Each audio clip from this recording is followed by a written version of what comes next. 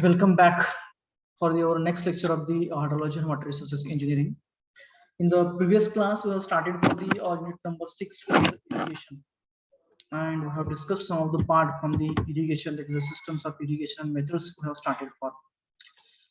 Okay, so we have discussed what is meant by irrigation, which is nothing but the artificial application of the water to the crops for proper growth and their enhancement. The necessities due to the less rainfall, uneven distribution of rainfall, then growing number of crops during an year, that is in a Rabi season. If you want to go for a cropping, then in that case it is essentially required to have an irrigation, because during the Rabi season we used to receive a so less amount of the rainfall or nearly no rainfall. So in such cases, or under such circumstances, we can say, under such conditions we can say, it is essentially required to provide the water for the crops for their proper growth and enhancement. Okay, then growing the perennial crops such as cash crops, commercial crops as a sugar cane, etc., etc. Okay, then benefits we had seen: increasing the productivity, protection from the famine, cultivation of cash crops, elimination of mixed cropping, additional wealth for the country, etc., etc. Source of irrigation, we have discussed rivers and streams, impounded reservoirs, canals, bore wells, open wells. And under system, we have discussed about the flow, inundation, lift irrigation scheme, system, then storage system, weir and bandhara. After that, we had started for the discussion over the methods of irrigation, that is surface and subsurface. And under surface, we had a macro and micro irrigation systems methods. Okay, and under subsurface, there are two, that is a natural and artificial one. So for the macro irrigation, we have the furrow, border strip, check basin, and ring basin. Whereas for the micro irrigation, we have drip irrigation and sprinkler irrigation. I think we have started for the furrow irrigation, and we have discussed that is for crops such as a sugar cane, after that maize, etc. This system is used for the irrigation purpose. No doubt that it is a wild flooding method. Means in this method, we used to go for flooding the water. We used to release the water from one of the end and we wait till it reaches to the other end. Okay, so whenever we are looking, whenever we are doing such thing, then in that case there is a huge loss of the water at the point from which we are allowing the water to enter inside this furrow. For example, here we are finding that water is allowed to enter here in this furrow. या furrow मध्ये पाणी इथून येते आतमध्ये आणि इथून पाणी entry करून ते लास्ट एंड पर्यंत येते. म्हणजे इथपर्यंत इथलं पाणी इथपर्यंत येईपर्यंत इथली जी सॉइल असणार ते पूर्णपणे सॅच्युरेट होते. ओके, सॉइल पोर्स पूर्णपणे पाण्याने पॅक होतात आणि नंतर पाणी पुढे पुढे येत जातं. So there is a loss of the water we can say in the form of the deep percolation and seepage we can say at this end. Okay, then here also another one case is shown, that is how the crops are grown. So considering this furrow here, this is the furrow through which water is allowed to pass or move and crop is grown over here. पीक जे लावलेलं ते वरती लावलेलं आहे आणि पाणी खालून चाललेलं आहे. सिम दिसते बघा इथे. Those are the crops and those trenches are used for the irrigation. So when water is going to flow through these trenches, it is going to sit towards this side. या बाजूला पाणी पाझरून येणार आहे आणि या साइडचा एरिया पूर्णपणे काय होणार, इरिगेट होणार. And that water will be uptaken by these root zones of the crops. Those are grown over here.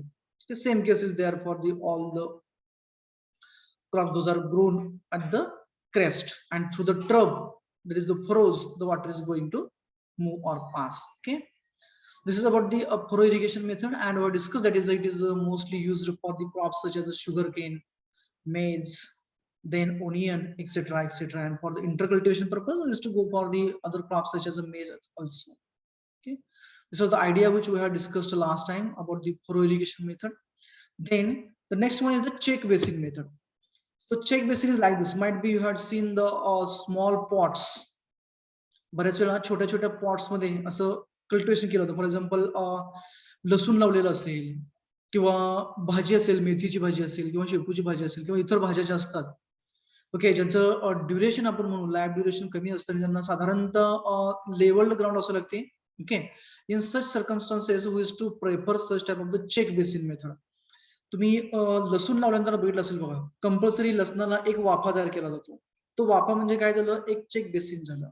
Okay, तर चेक बेसिन आणि फरो बेसिन हे दोन रिंग बेसिन आणि चेक बेसिन हे दोघं जण वेगवेगळे आहेत. रिंग बेसिन हे सर्क्युलर असतं, आपण ते साधारणतः ऑर्चर्ड्सला किंवा झाडांना वापरतो, म्हणजे नारळाची झाडं असतील, लिंबाची झाडं असतील, आंब्याची झाडं असतील, यासाठी वापरतो आपण जास्त करून. आणि चेक बेसिन हे साधारणतः व्हेजिटेबलसाठी वापरतो. चेक बेसिन जर आपण बघितलं तर आपण दाखवलेलं बघा, आणखी डायग्राम दाखवतो तुम्हाला या पद्धतीने. हा एक आपला बेसिन झाला हा, ओके. आणि याला पाणी आपण या ट्रेच म्हणजे या चॅनल मधून आपण पाणी याला देतो, जेवढं पाहिजे तेवढं दिलं जातं. इथं सायफन दाखवलेलं आहे. शेतकरी कधी सायफन करत नाहीये. शेतकरी काय करतो, डायरेक्टली तो बांध घालतो आणि बांध घालून पाणी अडवून बरोबर या बेसिनला पाणी देतो. म्हणजे काय केलं आपण इथं पाणी पूर्णपणे थांबवलं, चेक केलं. म्हणजे काय, जसा चेकपोस्ट जसा असतो जिथं आपल्याला थांबावं लागतं, ओके, आणि पूर्णपणे आपला टेस्टिंग म्हणजे जे काय चेकिंग करावं त्या पद्धतीने. शेतकरी काय करतो, इथं he or she is to go for a bund, तिथं बांध घातला जातो, जेणेकरून पुढे जाणारं पाणी पूर्णपणे थांबवलं जातं, बंद केलं जातं, त्याला म्हणून चेक म्हटलं. आणि ह्या थांबलेलं जे पाणी अंतर कुठे पाठवलं असते, बेसिन मध्ये. ते दिसते आपल्याला लेफ्ट साइड, राईट साइड. आणि हा तुमचा प्लॉट झाला पाण्याचा, ओके. एक प्लॉट आपण भाजीचा प्लॉट म्हणूया. नंतर काय केलं, तिथलं पूर्णपणे पाणी म्हणजे इरिगेशन झालं, पुन्हा एकदा ओपन केलं जातं आणि हे पाणी बाहेर येऊ दिलं जात नाही, म्हणजे ते बंद करायचं पूर्णपणे, जेणेकरून पाणी बरोबर आतमध्येच थांबेल तिथं. म्हणजे चेक केलं पुन्हा एकदा आपण त्याला.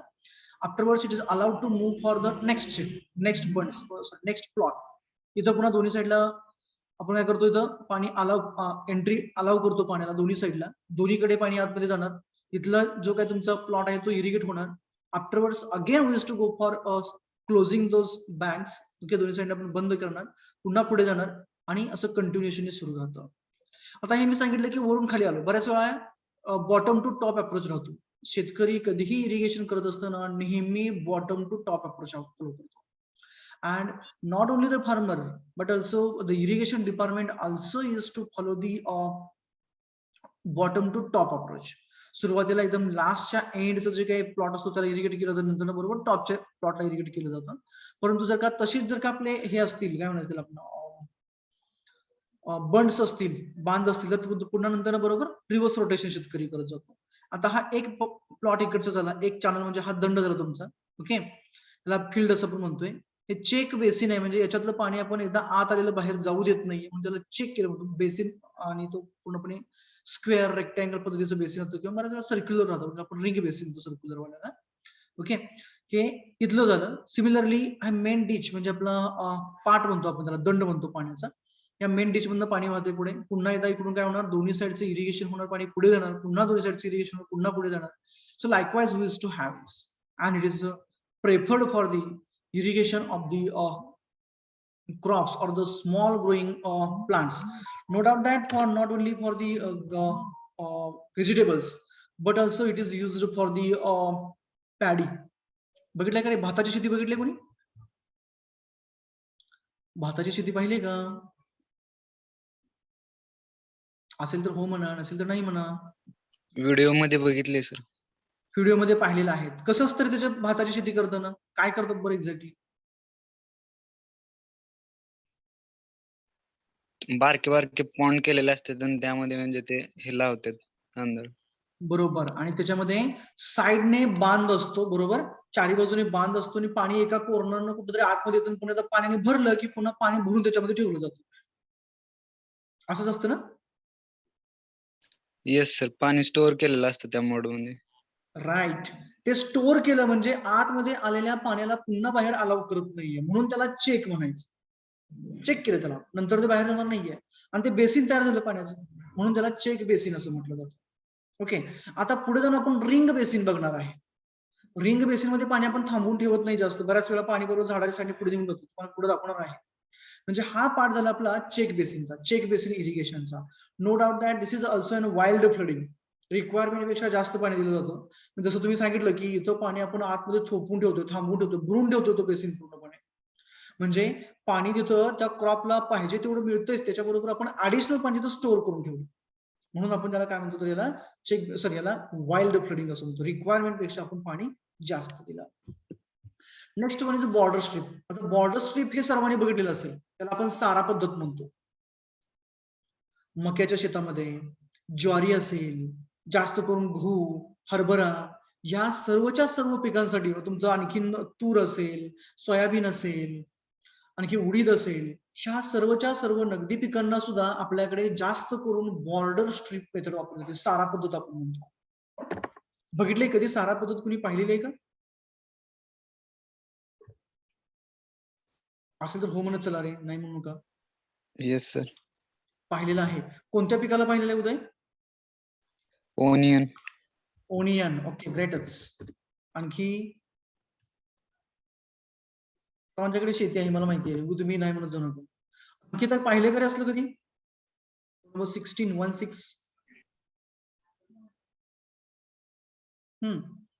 पाहिले का सारा पद्धत?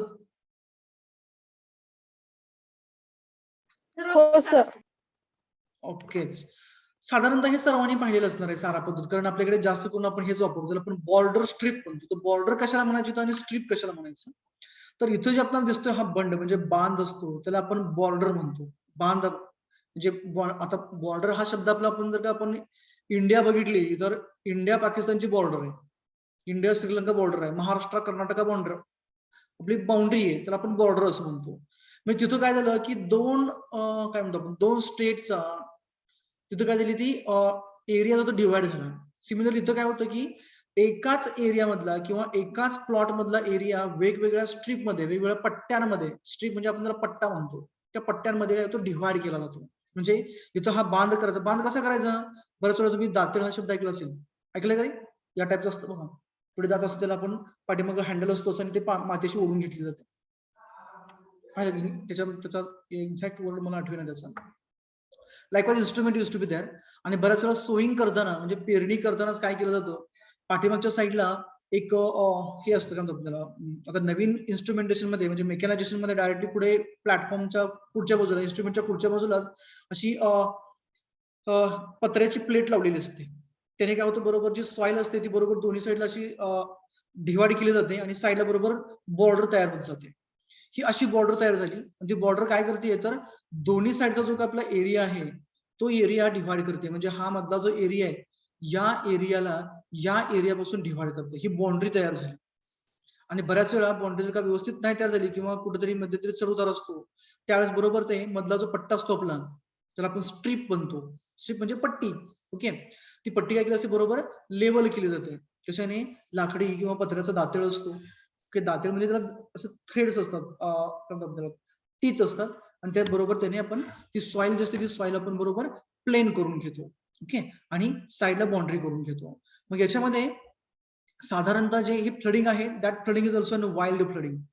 आणि जिथं जिथं म्हणजे कांद्याची शेती खूप मोठ्या प्रमाणामध्ये केली जाते, म्हणजे 1 एकर, 2 एकर, 1 हेक्टर, 2 हेक्टर्स असे जिथे कांदे केले जातात, तिथं शेतकरी डायरेक्टली सोविंग करतो किंवा स्प्रेडिंग करतो. कांद्याचं बी असं सोईंग केलं जातं किंवा असं विस्कटलं जातं आणि नंतर पाठीमागून ते त्याच्यावरती माती अशी लावली जाते. म्हणजे बऱ्याच वेळा एक हे घेतलं जातं, कशाचं आपलं बोरीचं झाड घेतलं जातं आणि त्याच्यावर फिरवलं जातं, किंवा डायरेक्टली हे असतं योक असतं, ते योक असं त्याच्यावर फिरवलं जातो, किंवा आणखी दुसऱ्या टेक्निक वापरल्या जातात. अशा क्रॉप्सला कंपल्सरी आपण प्रेफर काय करतो, तर आपण बॉर्डर स्ट्रीप प्रेफर करतो. परंतु कंडिशन काय राहते बॉर्डर स्ट्रीपला, तर जी सॉइल आहे ती सॉइल आपली ही सॉफ्ट असायला पाहिजे आणि तिथला जो काही स्लोप आहे तो स्लोप हा मेंटेन असलेला पाहिजे आहे. म्हणजे फ्लॅट स्लोप पाहिजे आहे, जेंटल स्लोप पाहिजे. जर का स्टीप स्लोप असेल तर बॉर्डर स्ट्रीप मेथड प्रेफर केली जात नाही, कारण पाणी एका साईडने जातं आणि नंतर आपल्याला डिचेस टाकावं लागतं. डिचेसला आपण मराठीमध्ये गाढव घालणे म्हणतो, बरोबर. समजा तुमचं पाणी या साईडने चाललं पूर्णपणे, काय करतात, या साईडला असा बांध घातला जातो, त्याला डिच असं म्हटलं जातं, आणि ते बांध घातल्यानं काय होतं, पाणी हे बरोबर पाठीमागं पाणी थोपवलं जातं आणि बरोबर इकडची लेवल वाढून या साईडचा एरिया इरिगेट होतो आणि नंतर पाणी या साईडने पुढे येत जातं. So likewise area is to be get irrigated. Okay, so this is about the border strip. आणि इथं असं ओपनिंग असतं.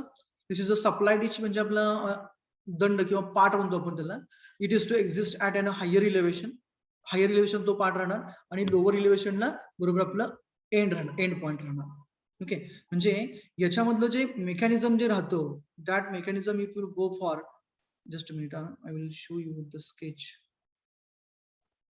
पाण्याचा जो फ्लो असणार that I wanted to show over here, तो म्हणजे तुमचा हा पॉइंट असणार हायर इलेव्हेशनचा. सपोज दॅट आपण 100 मीटर RL, आणि हा तुमचा पॉइंट असणार लोअर इलेव्हेशनचा. सपोज दॅट दिस इज आपण 99.9 मीटर.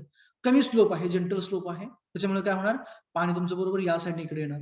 परंतु जर का इकडं 100 आहे ओके, सपोज दॅट इकडं या साईडला 100 आहे तुमचं आणि या साईडला 110 आहे, म्हणजे 10 मीटर इलिव्हेशन डिफरन्स आहे. मग काय होणार, बरोबर पाणी पुढे जात असताना प्रत्येक वेळेस या साईडला जाणार, म्हणजे इकडचा जो पोर्शन आहे हा पोर्शन जास्तीत जास्त इरिगेट होतो आणि हा पोर्शन तसंच राहतो.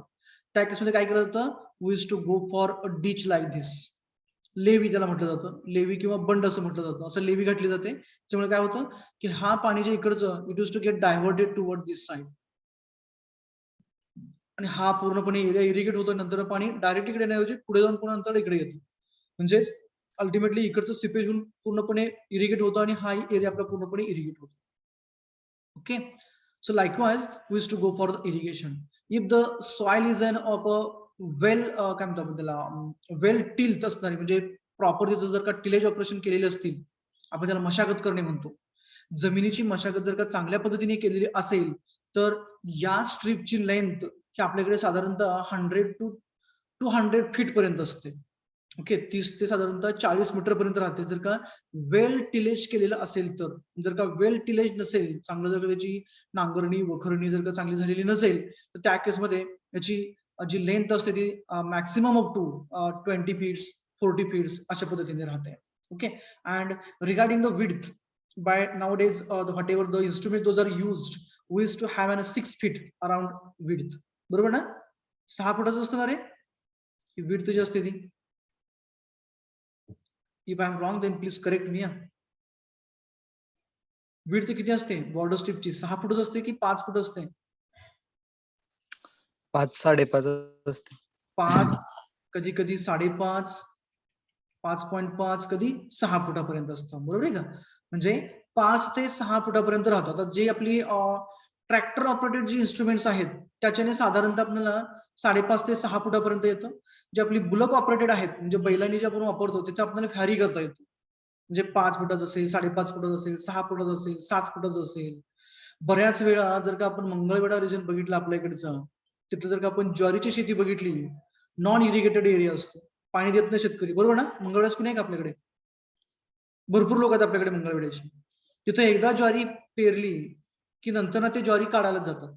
बरोबर ना, मग त्या केसमध्ये कुठेही बॉर्डर्स नसते. म्हणजे बॉर्डर कुठं असते, जिथं शेतकऱ्याची बाउंड्री आहे, म्हणजे इथं एक बाउंड्रीवर शेतकरी समजा, दुसरा शेतकरी इथं सुरू होतो, या 2च बाउंड्री असतात. मध्यंतरीचा पोर्शन हा पूर्णपणे फ्लॅट असतो आणि त्याला इरिगेशन शक्यतो केलं जात नाही, असंही असू शकतं. But if you want to have an irrigation, then in that case we must require to have a bunds like this at a proper distance or a proper width. We can say distance म्हणजे हे width झाली आपली 5-5.5 किंवा 6 फुटाच्या width आपल्याला ते करावं लागतं. Okay, so this is about the border strip irrigation method we can. Okay, then the next one I had another one for the same. दाखवले पाहिजे लेवल आहे पूर्णपणे, म्हणजे इथला जो इलेव्हेशन डिफरन्स आहे तो खूप कमी आहे. स्लोप या साईडला आहे, म्हणजे इकडे तुमचं 100 मीटर आरएल आहे आणि इकडे तुमची आरएल ही कमी आहे, समजा 99.9 मीटर आहे. खूप कमी इलेव्हेशन डिफरन्स आहे. ओके, आणि पाण्याचा जो फ्रंट आहे हे इरिगेशन झालेलं आहे पूर्णपणे. Okay, this is irrigated.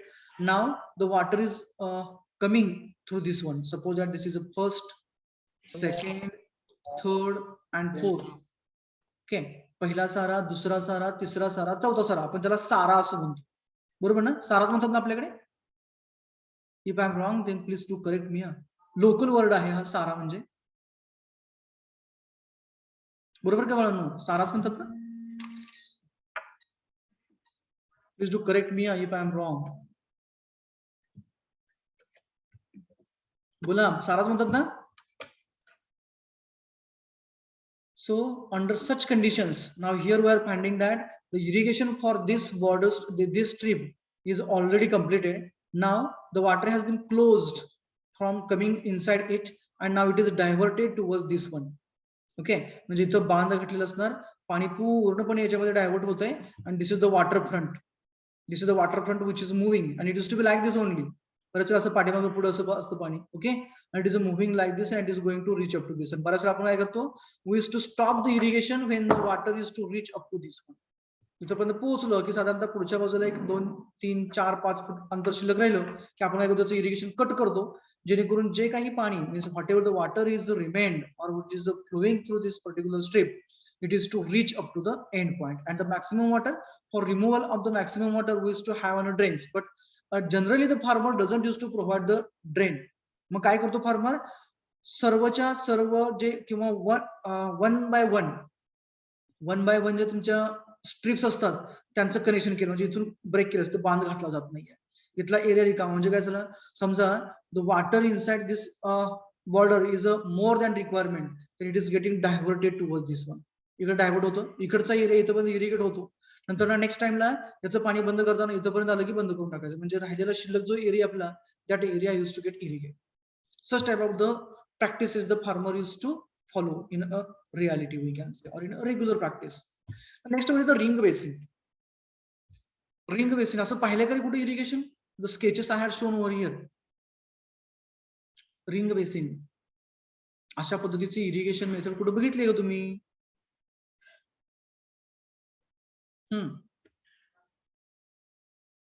अरे पाहिले का बाळांनो? आंब्याची किंवा नारळाची शेती असेल तर त्याला राईट. ज्यावेळेस आंब्याची शेती असेल, आंब्याची झाडं आपण घराच्या शेजारी असतात, नारळाची झाडं आपल्या घराच्या शेजारी असतात, त्यांना लिंबोणीचं झाड असतं, चिंच असेल किंवा सीताफळाचे असतील, हे जे ऑर्चर्ड्स आहेत किंवा चिक्कू असेल, त्यांना जर का ड्रिप इरिगेशन केलेलं नसेल तर शक्यतो आपण काय करतो, एक चॅनल असतो आणि चॅनल मध्ये त्याला बरोबर पाणी सप्लाय केलं जातं, किंवा बरोबर या पद्धतीने असं शक्यतो आपण काय करतो, आपल्याकडची जी पद्धत आहे ते म्हणजे काय, समजा आपले क्रॉप्स आहेत असे, this is the first one, this is the second, third, fourth, fifth, असे हे आपले क्रॉप्स म्हणजे झाड आहेत लावलेले आपण, आंब्याचे असतील किंवा आणखी असतील, समजा असे दिसतात आपल्याला.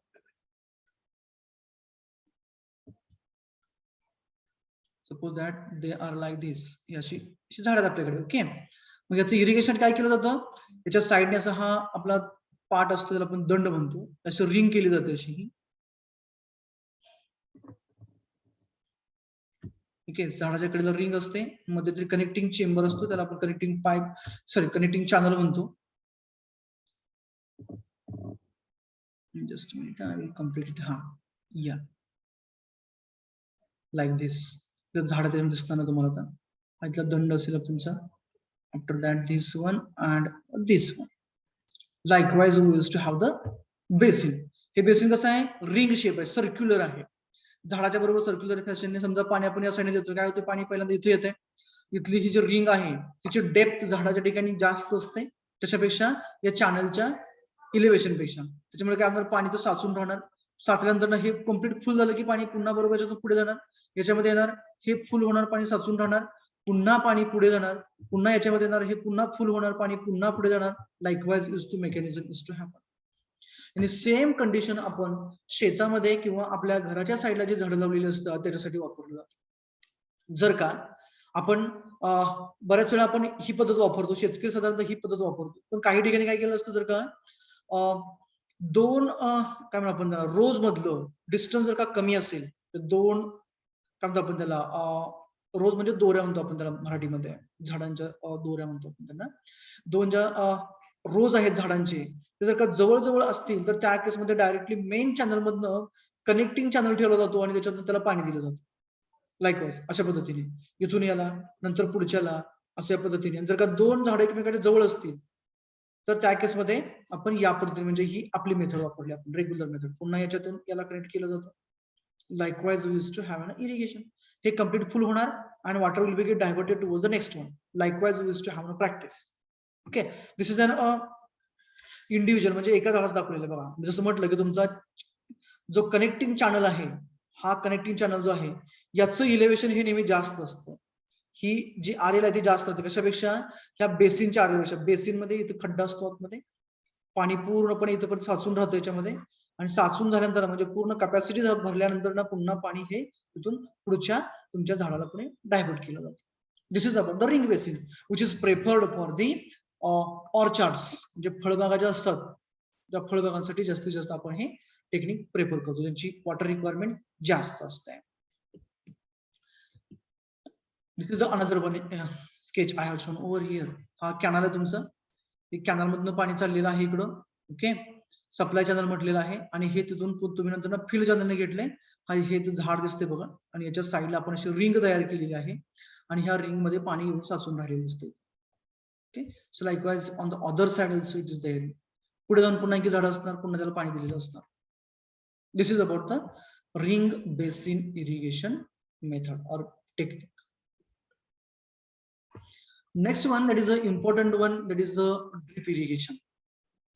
The drip irrigation nowadays it is preferred, and the government, not only the state government but also the central government is giving some subsidies for the installment of the drip irrigation method. Why is it so? Because in the whatever the macro irrigation methods we have discussed, that is the furrow irrigation, border strip, ring basin, check basin, etc., etc.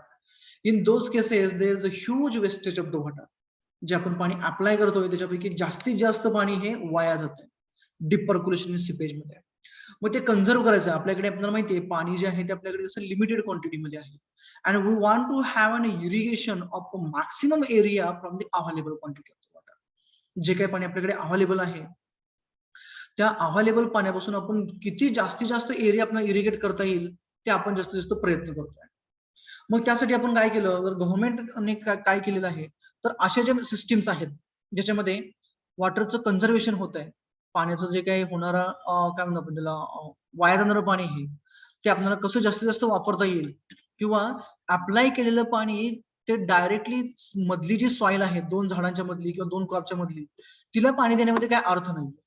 ते पाणी waste आहे कारण तिथं क्रॉपच नाहीये. मग ते पाणी जर का आपण कन्झर्व करू शकलो, प्रिझर्व करू शकलो आणि वापरू शकलो तर जास्तीत जास्त एरिया आपण इरिगेट करू शकतो. म्हणजे समजा या पाठीमागच्या केसमध्ये आपल्याला ह्या क्रॉपला लागणारी जी रिक्वायरमेंट आहे ती समजा इथं 10 लिटर्स आहे, 10 लिटर्स पर डे एवढी त्याची रिक्वायरमेंट आहे. परंतु आपण पाणी कॅनल मधून डायव्हर्ट करतोय, ह्या फील्डच्या मधून डायव्हर्ट करतोय, इथून पाणी येत असताना त्याचा खूप मोठ्या प्रमाणामध्ये लॉस होतोय. आणि इथली जी माती ओली होणार आहे, जी सॉइल वेट होणार आहे, तिला वेट करण्यामध्ये काय अर्थ नाहीये. म्हणजे तिथलं पाणी काय होणार आहे, वेस्ट होणार आहे. So what is the ultimate aim of aim we have, that is conserving this water which is getting wasted in the form of wetting the soil where there is no crop. जिथं झाडच नाहीये, जिथं पीकच नाहीये, तिथली माती ओली करण्यासाठी जे काही पाणी वाया जाते ते पाणी आपल्याला काय करायचं, आता कन्झर्व करायचं आहे. मग त्यासाठी आपण काय करतोय, डायरेक्टली हा मधला पोर्शन जो आहे तो इरिगेट न करता डायरेक्टली झाडाच्या बुडामध्ये पाणी आणायचं आपल्याला. मग त्यासाठी काय केलं आपण, we have used an network of the pipes. Those pipes may be the PVC pipes or HDPE pipes or other that cement pipe or anything else. By using such network, we are able to provide the water to directly the roots of a crop. म्हणजे आपण तिथं काय करू शकतो, तर directly आपण त्या झाडाच्या बुडामध्ये पाणी सोडू शकतोय, जेणेकरून ते पाणी डायरेक्टली ते झाड घेणार आहे. आणि मध्यंतरीची जी सॉइल आहे, जिथं क्रॉपच नाहीये, तिथं जे पाणी आपलं वाया जाणार होतं, वेस्ट जाणार होतं, ते पूर्णपणे आपण कन्झर्व करू शकतोय. मग त्यासाठी काय केलं गेलं, तर त्याला ड्रीप इरिगेशन. ड्रीप म्हणजे काय, ड्रॉप वाईज. ड्रॉप वाईज म्हणजे रिक्वायरमेंट नुसार. जसं आपण सलाईन मधून सलाईन सोडली जाते, रिक्वायरमेंट आपली काय, लगेच आपल्याला 1 लिटर सलाईन आपल्या शरीरामध्ये जाऊ शकत नाहीये. मग आपण करतो ते slowly which to start the that saline and wish to provide the nutrients, wish to get any nutrients through that. त्याच पद्धतीने क्रॉपला सुद्धा ड्रॉप वाइज म्हणजे as like an saline wish to provide the water to that soil or the surrounding soil of the root zones, and the soil surrounding to the that root zone used to have some nutrients, and those nutrients gets the dissolve completely in the water when we are going to apply, and easily those will be get uptaken by the roots of that crop, and ultimately the growth of that crop will be get enhanced. मग त्यासाठी जे networking system जी राहते drip irrigation, त्याच्यामध्ये काय राहतं, पहिला म्हणजे source of water. No doubt that for any sort of the irrigation we require to have an source. म्हणजे आपल्याकडे काहीतरी स्त्रोत पाहिजे. आपण त्याला सोर्सला मराठीमध्ये आपण स्त्रोत असं म्हणतो. So that source may be the river, may be the canal, may be the well, may be the borewell or the tank we can say. Okay, किंवा आपल्याकडचं फार्म पॉन्ड, शेततळ असेल. After that from the source we need to pump the water. त्यासाठी काय झालं, पुन्हा pump आला, suction pipe आली, delivery pipe आली. ओके, आणि बऱ्याच वेळा काय होतं, जर का लॉंग म्हणजे नदीवरनं पाईपलाईन आहे, तिथून पाणी घेतलं जातं, नंतर शेतामध्ये ते स्टोअर केलं जातं म्हणजे फार्म पॉन्ड मध्ये, आणि नंतर तिथून पुढे पाणी ते आपल्या इरिगेशनसाठी वापरलं जातं. मग याच्यामध्ये सगळे एलिमेंट घेतलेले आहेत. समजा हा सोर्स आपला काय, रिव्हर असं आपण समजूया. रिव्हर, नदी हा सोर्स आपल्या पाण्याचा, नदीमधलं पाणी घेतलं. ओके, आणि नदीमधलं पाणी घेऊन आपण आता काय करतोय, तर ते नदीमधलं पाणी पंपने उचलून आपण आपल्या शेतामध्ये आणतो. आपलं हे फार्म पॉन्ड आहे. Suppose that this is an a farm pond, शेततळ आहे किंवा ओव्हरहेड टँक आहे, त्याच्यामध्ये पाणी सोडलं, आपण साठवलं, तिथून पुन्हा पाणी लिफ्ट करून काय करतो आपण, we are supplying that to the crop those we have grown in the field. मग त्यानंतर मेकॅनिझम काय राहतं, जर का आपण नदीचं पाणी घेतलं डायरेक्टली किंवा विहिरीचं घेतलं असेल, तर विहिरीच्या पाण्यामध्ये बऱ्याच वेळा जलपर्णी किंवा शेवाळ राहतं, aquatic plants use to that. Okay, किंवा बऱ्याच वेळा मड सुद्धा पंप बरोबर येतो. मग तो मड वगैरे पुढे जाऊ नये म्हणून काय करतं, फिल्ट्रेशन युनिट टाकलं जातं. त्याला आपण फिल्टर टँक किंवा त्याच्या अगोदर मी टँक असतो, म्हणजे बऱ्याच आपण आता सध्याला बघतो बघा, शेतकरी हा म्हणजे जास्तीत जास्त हे वॉटर सोल्युबल फर्टिलायझर्स वरती डिपेंड राहतं. म्हणजे काय होतं की वॉटर सोल्युबल जर का फर्टिलायझर्स वापरले, तर ते डिरेक्टली ते रूट झोन्स आहेत क्रॉपचे ते शोषून घेतात आणि डायरेक्ट त्यांच्या ग्रोथसाठी वापरतात. म्हणून आपण सध्या काय करतो, तर लिक्विड खतांकडे जास्तीत जास्त भर दिला जातो. मग सुरुवातीला काय केलं आपण, पाणी लिफ्ट केलं आपल्याला त्या टँक मधनं, त्या टँक मधनं आलेल्या पाईपलाईनला आपण काय केलं, फर्टिलायझरचा टँक जोडला, ते फर्टिलायझर त्या पाण्यामध्ये मिक्स केले by using venturimeter or the STP etcetera और पंप, दुसरा पंप वापरून आपण ते पाण्यामध्ये मिक्स केलं, म्हणजे फर्टिलायझर मिक्स केलं, त्याला फर्टिगेशन असं म्हणतात. So methodology which is used for mixing of the fertilisers in the flowing water or in the drip line we can say it is called as a fertigation. आता fertigation केल्यानंतर ना किंवा ते drip line मध्ये सोडल्यानंतर ना किंवा pipeline त्यानंतर त्याच्यामध्ये बऱ्याच वेळा डेब्रिज असतात, छोटे छोटे मॉलिक्युल्स असतात जे सोल्युबल नाहीत, ते मॉलिक्युल नंतर काय करायचे, याच्यामध्ये आल्यानंतर ना ते आपल्याला रिमूव्ह करावं लागतं. ते रिमूव्ह करण्यासाठी किंवा वेगळे करण्यासाठी आपल्याकडे काय होतं, पुढचं युनिट म्हणजे फिल्टर युनिट असतं, त्याला फिल्ट्रेशन युनिट असं म्हटलं जातं. त्याच्यामध्ये ते सगळे पार्टिकल्स रिमूव्ह होणार आणि क्लिअर वॉटर ज्याच्यामध्ये ते न्यूट्रिएंट जे आहेत, आपण फर्टिलायझर्स टाकलेले आहेत त्याचे न्यूट्रिएंट त्याच्यामध्ये ऍड झालेले आहेत, तर पुढे काय होणार, that water will be get diverted to the main line. Main line मधनं पुढे येतं पाणी ते, आणि इथं आपल्याकडे कंट्रोल वॉल असतो. म्हणजे बऱ्याच वेळा काय होतं की पंपची कॅपॅसिटी जास्त असते आणि पुढे लागणारी पाण्याची क्वांटिटी कमी असते, मग आपल्याला कमी पाणी पुढे न्यावं लागतं. जर का जास्तीचं पाणी आहे तसं पंपने पुढे पुश केलं, तर बऱ्याच वेळा काय होतं की पाईपलाईन ह्या बस्ट होतात. आपण बऱ्याच वेळा म्हणतो की पाईपलाईन फुटली, मग पाईपलाईन बस्ट होते. So to avoid that we need to remove the additional or extra water. त्यासाठी आपण काय करतो, जसं आपण कंट्रोल वॉल वापरतो, आणि कंट्रोल वॉल नंतर ना बऱ्याच वेळा तिथं प्रेशर रेग्युलेटर म्हणजेच आपला कंट्रोल वॉल झाला, तिथून पुढे पाणी पुन्हा डायव्हर्ट केलं की आपली मेन लाईन झाली. तिथे दाखवले बघा मेन लाईन, मेन म्हणजे मुख्य पाईपलाईन झाली आपली. नंतर मेन लाईन मधनं सबमेन असते, त्या पाईपलाईनला दुसरी पीव्हीसी पाईप जोडली असते, तिथं कंट्रोल वॉल लावले असते. ते दाखवलं दिसतोय बघा, हा कंट्रोल वॉल आहे, हा कंट्रोल वॉल आहे. आणि या कंट्रोल वॉल मधनं काय केलं की मेन लाईन आपली तशीच पुढे गेली, पुढे शेतांची सुरू आपलं कंटिन्युअस आपण अजून करूया. या सबमेनला म्हणजे समजा जर का तुमची ही 4 इंच असेल, मेन लाईन 4 इंच असेल, तर सबमेन ही साधारणतः 2 इंच किंवा 2.5 इंच असते, साधारणतः मॅक्सिमम 2.5 इंच असते. आणि या सबमेनला नंतर आपण ड्रिप लाईन कनेक्ट करतो, त्यालाच आपण लॅटरल्स असं म्हणतो. ओके, म्हटलं असेल, दाखवलं असेल.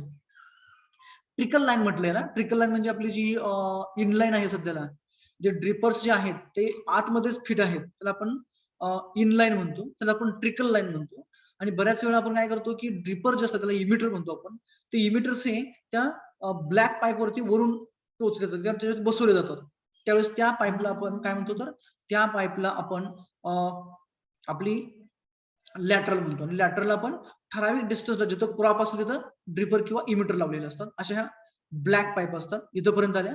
आणि याच्यामधलं पाणी पुढे जाऊ नये म्हणून याला साईडला एंड कॅप असतं, असं हे एंड कॅप राहतं. end cap which is used for avoiding or closing the pipe so that there will not be any flow through this end. Okay, आणि इमिटर लावले. आणि लास्टला इथं फ्लश वॉल असतो, सबमेन लाईनला फ्लश वॉल. आता फ्लश म्हणजे काय, याचा अर्थ झाला की जे काही घाण आतमध्ये अडकलेली आहे, तर बऱ्याच वेळा काय होतं की याच्यामध्ये आपण इरिगेशन फर्टिगेशन करतोय, खतं येतात, सगळेच्या सगळे न्यूट्रिएंट जर का पुढे नाहीत गेलं ते तिथं राहणार, आणि आता पाणी जर का बंद केलं आपण तर तिथे साचून राहतात. त्याच्यामुळे तिथं काय होतं, डेब्रिज फॉर्म होतात, आणि त्या डेब्रिज पुन्हा जर का आहे आपल्या ड्रिपर्स मध्ये गेलं तर ड्रिपर्स चोकअप होतात, म्हणजे बंद पडतात. So to avoid that choking or to maintain the performance as it is, we need to remove those debris. बऱ्याच वेळा आतल्या बाजूला हे तयार होतं बघा, स्केल तयार होते, पाईपलाईन मध्ये. ती स्केल सुद्धा आतमध्ये जर का गेली तर काय होतं, आपलं ड्रिपर्स चोकअप होतात, बंद पडतात. So to avoid that or to maintain them in a operating condition, we need to remove that scale, and for that purpose we used to have a flush valve. Flush करणे म्हणजे धुवून काढणे, बरोबर. Such type of the wall is used, and end caps are used for avoiding or restricting the movement of the water out of it. Okay, झालं. असं दोन्ही साईडला झालं. आणि इकडे काय होणार, तर तो आपण जिथं आपलं क्रॉप आहे तिथं आपण बरोबर इमिटर्स लावणार, किंवा एका क्रॉप समजा इथं तुमचं क्रॉपच्या दोन्ही साईडला असे इमिटर लावले जातात as per the requirement. This is about the drip irrigation method, and in the drip irrigation method, as we are applying the water near to the crop or near to the root zone of the crop, हे emitter असतात बघा, त्या emitter मध्ये आपण पाणी apply करतोय, त्याच्यामुळे directly water काय होतंय, अप्लाय केलेलं वॉटर हे त्या क्रॉपच्या ग्रोथ साठी वापरलं जातंय.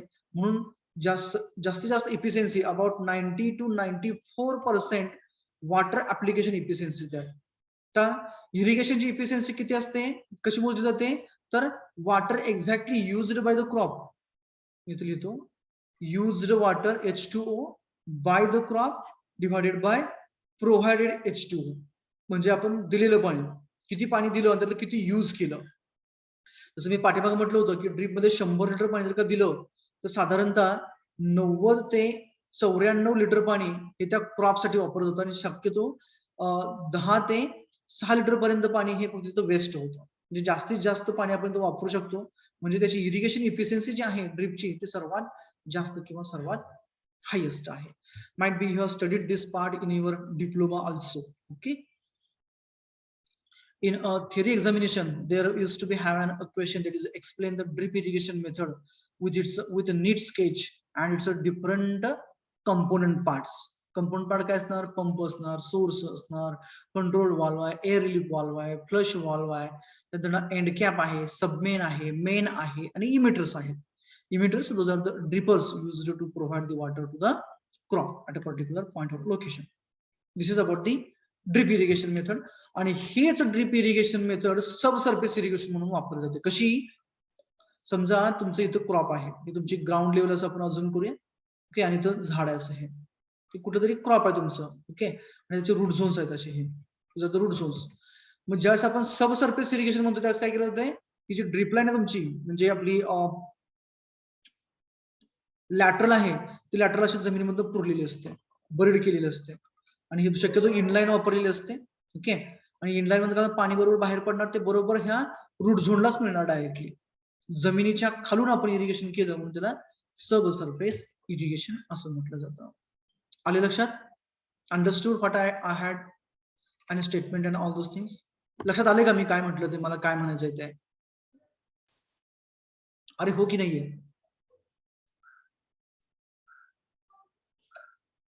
अंडरस्टूड और not? Okay, great, that's the great thing. Just a minute. Last part repeat करता का? वन्स अगेन, मला लक्षात आलं. काय म्हणताय? लास्ट पॉइंट जे सांगितलं तुम्ही तो सब सरफेस इरिगेशन. हा, okay okay, great great great. Subsurface irrigation मध्ये काय केलं जातं, तर ही जी आपली लॅटरल आहे ज्याच्यावरती आपण ड्रिपर लावतो, किंवा बऱ्याच वेळा ती इनलाईन असते, म्हणजे तिला आतूनच ड्रिपर मॅन्युफॅक्चर करताना त्याच्यावरती एम्बेडेड असतात. ही इथं आपण काय करतोय, रेग्युलर ड्रिप इरिगेशन मध्ये जमिनीच्या वरून हातरतोय. ओके, स्प्रेड करतो जमिनीच्या वरून. तीच काय केली असते, ट्रेंच खोदताना, म्हणजे आपण जसं बघितलं पाठीमागं की ऊसाची शेती करत असताना, एक एक्झाम्पल देतो तुम्हाला मी, जशी आपण ट्रेंच खोदतो, बरोबर आहे का, ही चारी असते आपली अशी ही, आणि या चारीमध्ये आपलं पाणी वाहत असतं, आणि इथं आपलं कुठेतरी प्लांटिंग केलेलं असतं, अशी आपली आपण ऊसाच्या कांड्या लावतो. मग याच बरोबर या पद्धतीने कसं केलं असतंय, ड्रिपलाईन अंतरत असतानाच ती बरोबर या लेवलला जमिनीमध्ये अशी पुरलेली असते, बरीड केलेली असते, वरून त्याच्यावरती सॉइल स्प्रेड केलेली असते. किती लेवलला, साधारणतः 5 ते 7 सेंटीमीटर जमिनीपासून खाली ती जमिनीमध्ये मातीपासून पुरलेली असते. जर का समजा तुमची सॉइल लेवल इथपर्यंत आहे, ती तुमची ग्राउंड लेवल आहे. ओके, इथनं खाली 5 ते 7 सेंटीमीटर मॅक्सिमम, एवढं जास्त जात नाही आपण, मॅक्सिमम 5 सेंटीमीटर पर्यंत दिलं जातं. इथपर्यंत खाली ही जमिनीमध्ये पुरलेली असते, आणि इथं जर का झाडाला मुळं खूप मोठी असतात आणि वेगवेगळ्या पद्धतीची असतात, परंतु त्याच्यातले जे व्हाईट रूट्स जे असतात, आपण त्याला पांढरी मुळे असं म्हणतो, ते व्हाईट रूट्स काय करत असतात, तर त्या प्लांटला लागणारे जे काही न्यूट्रिएंट आहेत ते जास्तीत जास्त प्रमाणामध्ये ते अब्सॉर्ब करत असतात. नो डाऊट इतर रूट्स जे असतात ते सपोर्टिंग आणि ऍब्सॉर्प्शन दोन्ही करत असतात, परंतु मॅक्झिमम न्यूट्रिएंट जे ऍब्सॉर्प्शनचा रेट आहे किंवा जे ऍब्सॉर्ब केली जातात ती व्हाईट रूटने केली जातात आणि ते क्लोज टू सॉइल असतात, म्हणजे जमिनीच्या वरच्या भागामध्येच असतात. मग काय होणार, तुम्ही जर का 5 सेंटीमीटर पर्यंत डेप्थला जर का ती ड्रीप लाईन तुमची अशी पुरलेली असेल तर काय होणार आहे, इथं इमिटर असेल तुमचं आतल्या बाजूला, त्या इमिटर मधनं पाणी असं बाहेर येणार आणि हा काय करणार, सर्वच्या सर्व एरिया असा वेट करणार, तुमचे असे वेट बबल तयार होणार, माती पूर्णपणे ओली होणार. त्याच्यामुळे काय होणार, जी काही रूट झोन आहेत किंवा जी काही मुळात तिथली व्हाईट रूट्स आहेत ते सर्वच्या सर्व न्यूट्रिएंट डायरेक्टली युज करतात. म्हणजेच इथं आपण काय केलं, इरिगेशन करताना पाणी देताना ते जमिनीच्या खालून दिलं, जमिनीच्या वरून दिलं की सरफेस इरिगेशन झालं आणि जमिनीच्या खालून दिलं की त्याला सब सरफेस इरिगेशन म्हटलं जातं. आणि सब सरफेस इरिगेशन साठी शक्यतो पोरस पाईप्स किंवा आपली जी ड्रिपलाईन आहे इनलाईन वाली ती जमिनीमध्ये बरीड केलेली असते. आलं लक्षात?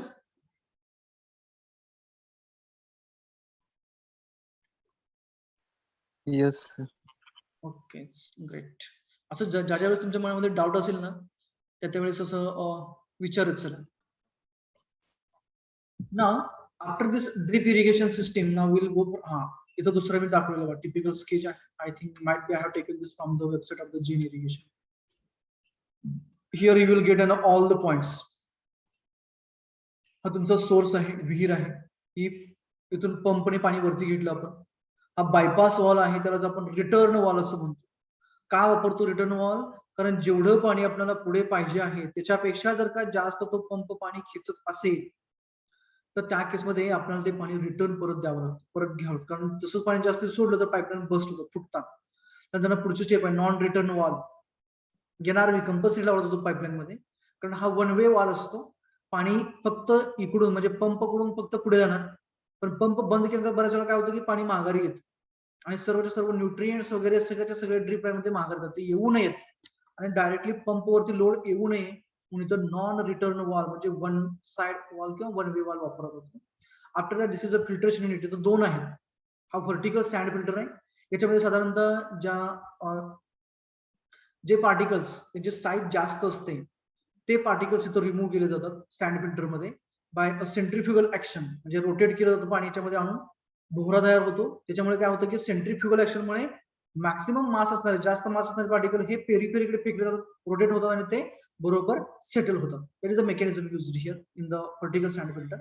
त्यानंतर इथं खाली साठलेले डेब्रिज किंवा जी घाण आहे ती काढण्यासाठी खाली मेकॅनिझम दिलेलं आपल्याला रिमूव्ह करण्यासाठी, आणि क्लिअर वॉटर वरून येतं आणि शिल्लक राहिलेले जे काही डेब्रिज असेल म्हणजे थोडासा स्मॉल डेब्रिज, फ्लोटिंग डेब्रिज, त्यानंतर अल्गीज वगैरे त्या रिमूव्ह करण्यासाठी इथं सँड फिल्टर वापरलेला असतो. हॉरिझॉन्टल सँड फिल्टर आहे हा, मोठा फिल्टर दिसतो आपल्याला. आणि त्याच्या अगोदर हा व्हेंच्युरीमीटर आहे. व्हेंच्युरीमीटर कशासाठी वापरायचा, तर फर्टिगेशनसाठी.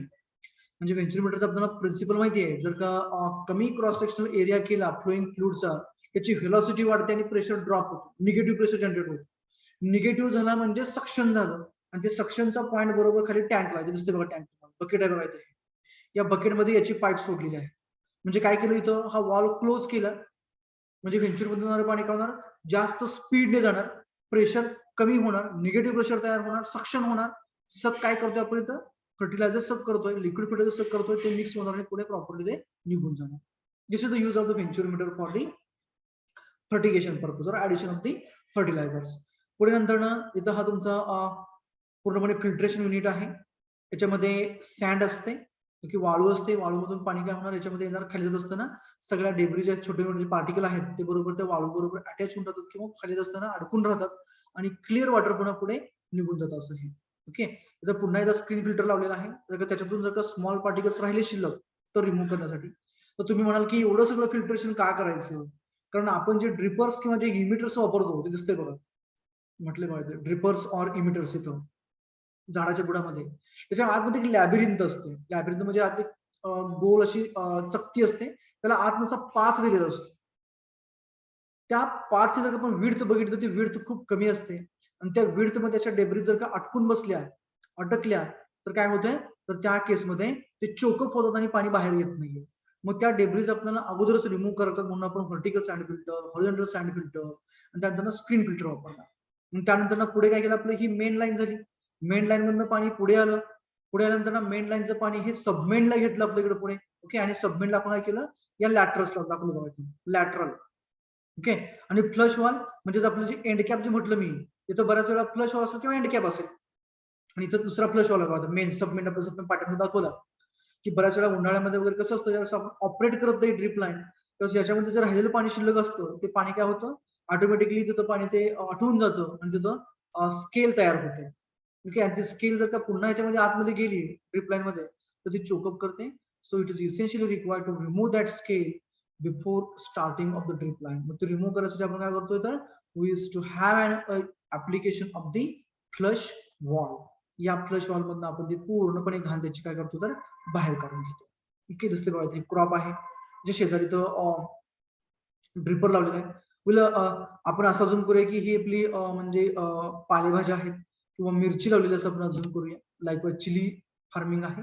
आणि कारण शक्यतो कसं राहतं की जे ऑर्चार्ड्स वगैरे जे राहतात त्यांच्या बरोबर स्टेमच्या ठिकाणी कधीच ड्रिपर इमिटर नसतो, साईडला असतो, की जेवढं त्याचा कॅनॉपी राहतो त्या कॅनॉपी मध्ये फक्त पाणी द्यावं लागतं. कॅनॉपी म्हणजे काय, की दुपारी ज्यावेळेस एक्झॅक्टली आपलं काय म्हणतो आपण, ज्यावेळेस आपल्या डोक्यावरती असतो त्यावेळेस ती झाडाची जी सावली पडते खाली, ती सावली म्हणजे त्याची कॅनॉपी असते, आणि तेवढ्याच रिजन मध्ये फक्त त्याचे रूट्स असतात. त्याच्या साईड बाहेरच्या बाजूला झाडाचे रूट्स कधी जात नाही. फक्त दुपारच्या वेळेस ज्यावेळेस सूर्य हा बरोबर मध्यान्हाला असतो, म्हणजे दुपारी 12 वाजता आपण साधारणतः म्हणतो, डोक्यावरती सूर्य आला की जी सावली आपली खाली पडते आपल्या तेवढ्याच रिजन मध्ये, म्हणजे झाडाच्या सावली जेवढी खाली पडते तेवढ्याच रिजन मध्ये झाडाची मुळं असतात, आणि तेवढ्याच एरिया मधलं ते सगळं न्यूट्रिएंट्स वगैरे ऍब्सॉर्ब करत असतात. म्हणून काय केलं जातं, साधारणतः ऑर्चर्ड साठी त्या झाडाच्या दोन्ही साईडला ड्रिपर लावले जातात. आणि चिली वगैरे म्हणजे मिरची वगैरे जर का आपण बघितलं तर तिच्या साधारणतः स्टेमच्या म्हणजे बुडाच्या शेजारी त्याला ड्रिपर लावला, इमिटर लावलेला असतो.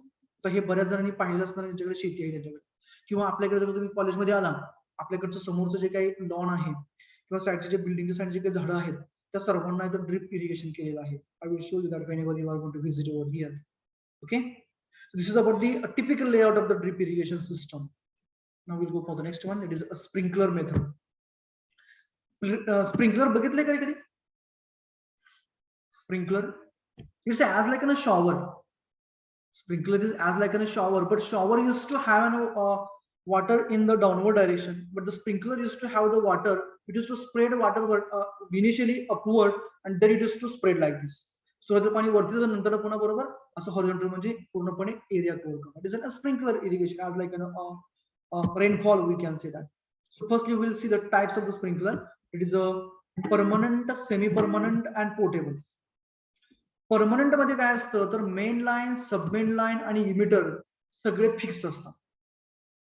एकदा त्या स्प्रिंकलरची मेन लाईन परमनंट राहील, त्याचबरोबर सबमेन लाईन म्हणजे ज्याच्यावरती आपण रायझर आणि स्प्रिंकलर लावतो, तुम्हाला पुढे दाखवून देते. एक मिनिट साईड साईड दाखवून देतो मी मेन लाईन सबमेन. हा, दिस इज ना परमनंट वन. म्हणजे इथं काय आहे, सोर्स तुमचा फिक्स आहे, नदीमधनं पाणी घेतले किंवा विहिरीमधनं पाणी घेतले की तुमची मेन लाईन आहे, बरोबर, ही तुमची सबमेन लाईन आहे. सबमेन वरती हा रायझर आहे आणि रायझरला वरती स्प्रिंकलर. रायझर साधारणतः स्टीलची पाईप असते आणि त्याच्यावरती आपला हा स्प्रिंकलर रोटेट होणार आहे. ज्या वेळेस riser, submain line, main line, source हे सगळेच्या सगळे परमनंट असतात, त्यांची पोझिशन आपण बदलत नाहीये, त्या स्प्रिंकलर इरिगेशन सिस्टमला परमनंट स्प्रिंकलर इरिगेशन सिस्टीम असं म्हटलं जातं. ओके, परमनंट आहे, फिक्स आहे. कोण सोर्स फिक्स आहे, मेन लाईन फिक्स आहे, सबमेन लाईन फिक्स आहे, त्याचा रायझर फिक्स आहे आणि तुमचा स्प्रिंकलर ही फिक्स आहे. मग सेमी परमनंट मध्ये काय येतं, in a semi permanent main line and source is fix. Main line and source is fixed, but submain, riser and sprinkler we can move from one place to the another place. Number of the farmers used to adapt this technique as a semi-permanent sprinkler irrigation system, in which they used to change or they used to shift the sprinkler irrigation system or that submain and the sprinkler from one position to the another position. Means he or she used to go for a irrigation of a particular area or particular region, and once it is done, then they used to move that submain and sprinkler to the next point. They used to go for irrigation of that. After irrigation, they used to move to the next one. म्हणजे काय केलं त्याच्यामध्ये बघा, हा जो तुमचा समजा आपल्याकडे त्या शेतकऱ्याकडे एकच सबमेन लाईन आहे, म्हणजे कोणती सबमेन लाईन म्हणजे आपली ही लाईन. एक मिनिट कसं pen. So this is our submain line. त्या शेतकऱ्याकडे जर का समजा एवढेच सबमेन आहे, एकच सबमेन आहे एवढी, एक म्हणजे साधारणतः एक 5 ते 10 पाईपचं कनेक्शन राहतं आणि त्याच्यावरचे हे रायझर्स आणि स्प्रिंकलर आहे, त्याच्याकडे एकच असंच कनेक्शन आहे. शेतकरी काय करतो, पहिला इथं कनेक्ट करतो. याच्यामुळे काय होणार, हा एवढा जो रिजन आहे, हा एवढा रिजन पूर्णपणे काय होणार, इरिगेट होणार. हा याच्याने झाला इरिगेट, हा याच्याने इरिगेट झाला इकडच्या साईडचा. ओके, लाईकवाईज पुढचा स्प्रिंकलर तुमचा असेल, पुढचा स्प्रिंकलर तुमचा एवढा एरिया इरिगेट करेल. बरोबर ओव्हरलॅपिंग अलाउन्स दिला जातो हा, जेणेकरून कुठेही फॅकंट स्पेस न राहायला पाहिजे, असं हे ओव्हरलॅपिंग राहतं. त्याचं इकडे ओव्हरलॅपिंग असेल, इकडेच ओव्हरलॅपिंग असेल या पद्धतीने, आणि दुसऱ्याचं इकडच्याच ओव्हरलॅपिंग हे या साईडला असं असेल. इथपर्यंत समजूया आपण. आणि लास्ट इथं कुठेतरी आहे, त्याचं ओव्हरलॅपिंग इथपर्यंत आहे. हा एरिया इरिगेट केला म्हणजे साधारणतः आपण किती स्ट्रीप इरिगेट केली, एवढी स्ट्रीप इरिगेट केली. नंतर फार्मर काय करतो, इथून हे सबमेन काढतो, इथं वॉल दाखवलं कंट्रोल वॉल, या पद्धतीचं कंट्रोल वॉल असतं. बरोबर पॅक करतात तिथं, तिथून नंतर काय करायचं, दाखवलं बघा हे इथं वॉल दाखवलंय बघा कंट्रोल वॉल. ओके, इथून शिफ्ट करायची पूर्णपणे सिस्टम, इथं जोडायची, इथं कनेक्ट करायची. इथं आल्यानंतर काय होणार, पुन्हा हा स्प्रिंकलर इथलं एरिया इरिगेट करेल, हा याचा ओव्हरलॅपिंग अलाउन्स असेल या साईडचा. त्याचबरोबर इकडच्या साईडचा, एक मिनिट मी कंटिन्युअस लाईन करतो. हा एरिया याने इरिगेट केला. ओके, नंतर ना पुढचा स्प्रिंकलर याने हा एरिया इरिगेट केला. पुढचा sprinkler he is going to irrigate this much area. Likewise असा हा एरिया पूर्णपणे इरिगेट होतो. ही स्ट्रीप झाली. नंतर ना इथून रिमूव्ह करायचं submain, your risers and sprinkler, इथं कनेक्ट करायचं. Then again it is going to irrigate like this. हा तुमचा पूर्णपणे एरिया काय होणार, पुन्हा irrigate होणार. So likewise the farmer is to have only one sprinkler unit, and with the help of one sprinkler unit he or she is to go for irrigation of whole area. That is called as a semi permanent. Semi permanent मध्ये एकाच ठिकाणी किंवा portable कोण कोण होतं, तर सबमेन, riser आणि sprinkler हे युनिट आपण एका पोझिशन पासून दुसऱ्या पोझिशनला नेतो. आणि लास्टची म्हणजे पोर्टेबल. पोर्टेबल मध्ये main line, submain line, riser, sprinkler, and most of the times your source also. All the system or whole system is shifted from one position to the another position. एका शेतामधून irrigation झाल्यानंतर पूर्ण तुमचा pump, हे main line, सबमेन line, लॅटरल्स, नंतर riser, sprinkler हे सर्वच्या सर्व युनिट दुसऱ्या शेतावरती फील्डवरती नेलं जातं आणि तिथलं इरिगेशन केलं जातं. So in a portable system all the units are movable from one place or one point to the another point, whereas in a semi permanent only the lateral submain, riser and a sprinkler are portable, or we are moving from one place to another place, whereas in a permanent all system or whole system is a non portable, all the components are fixed at one point only. That is the permanent system. Okay, so permanent, semi-permanent and portable. So the three types of the sprinkler method. Then component parts we have seen: main line, sub-main line, laterals, and the sprinklers. This is our main line. I would like to write here. This is a main. This is a sub-main. This is the riser, and this is the sprinkler unit at the top. We can say this is the sprinkler. So likewise we used to have. This is about the sprinkler irrigation system. Sprinkler irrigation system as like a drip irrigation system. It also requires to have an filtration unit also. Okay. इथं सुद्धा आपल्याला filtration unit हे द्यावं लागतं.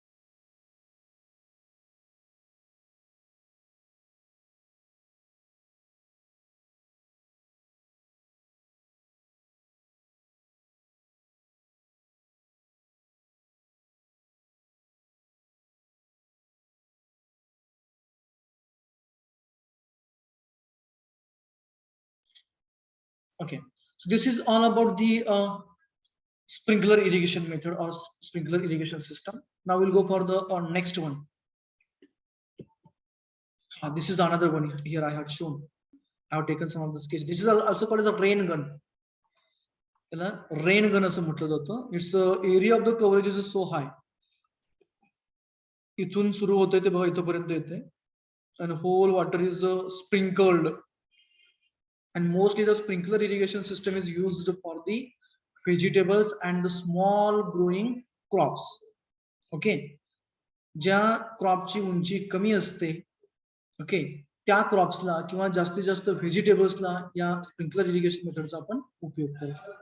Rain gun आहे, हा area cover करेल एवढा, ही त्याची सबमेन आहे. ओके, त्याला फील दिसतं तुम्हाला, चाका त्याला खाली, म्हणजे एवढा एरिया इरिगेट केला की we are able to move this system from this position to the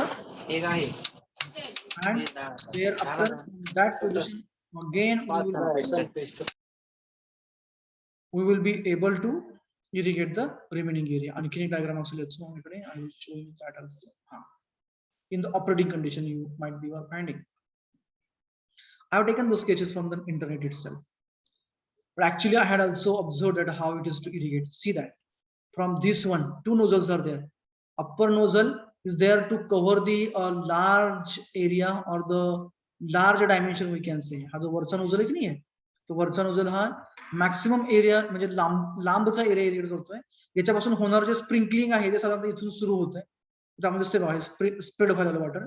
and for the covering of this remaining area, close area, we have this small nozzle, and through this small nozzle we are able to cover this close region. जवळचा area हा small that is getting irrigated larger diameter. Okay, so this is about the part of the sketch I have shown for the rain gun. It's an example of the sprinkler irrigation itself. Okay, पुढचा आहे की फायदे काय आहेत कोणाकोणाचे ड्रिपचे आणि स्प्रिंकलरचे.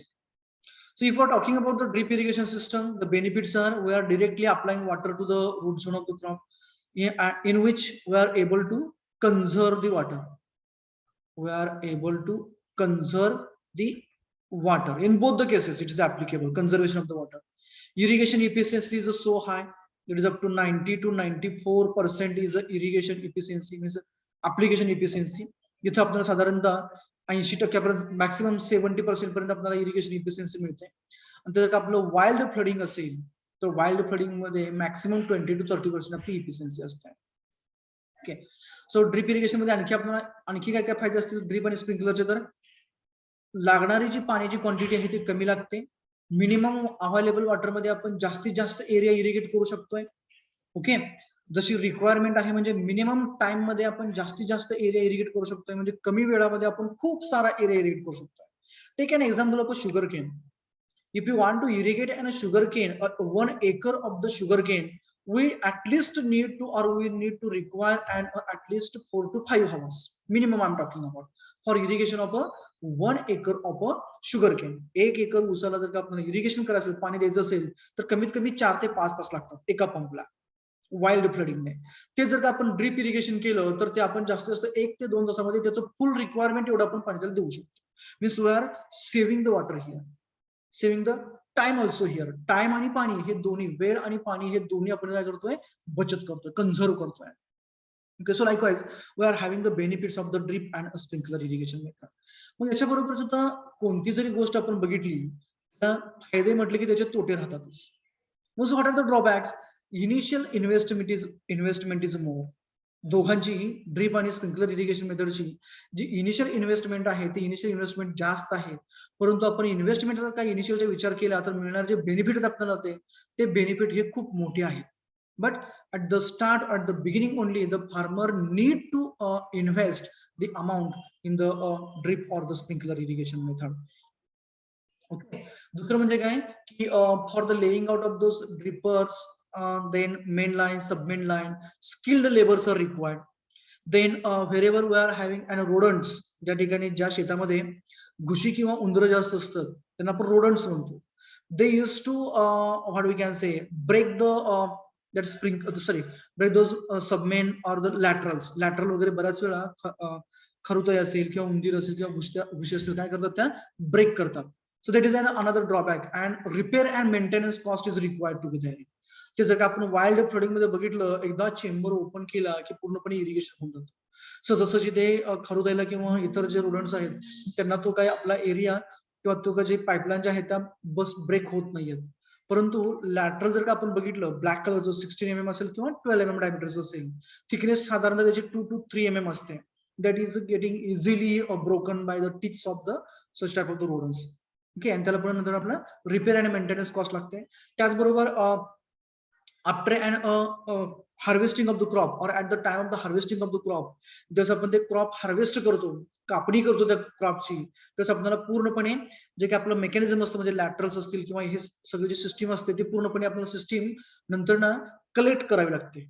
सगळ्याच्या ज्या आपल्या लॅटरल असतात ते आपल्याला नंतर पुन्हा वाउंड करून आपल्या भाषेमध्ये गुंडाळून व्यवस्थित ठेवावं लागतं आणि पुन्हा एकदा त्यानंतर आपल्याला त्या तिथं नेऊन आहे तशा लेआउट करतो. Means the cost is labour requirement if you think about labours required for the collection and laying of the instruments, those are there in or the component parts of the drip and sprinkler, that is also the high one, okay, as compared to our regular one. But if you are talking about the benefits, that is a cost benefit ratio, if you are looking forward, then in that case a drip and sprinkler is a must for the conservation of the water and the time.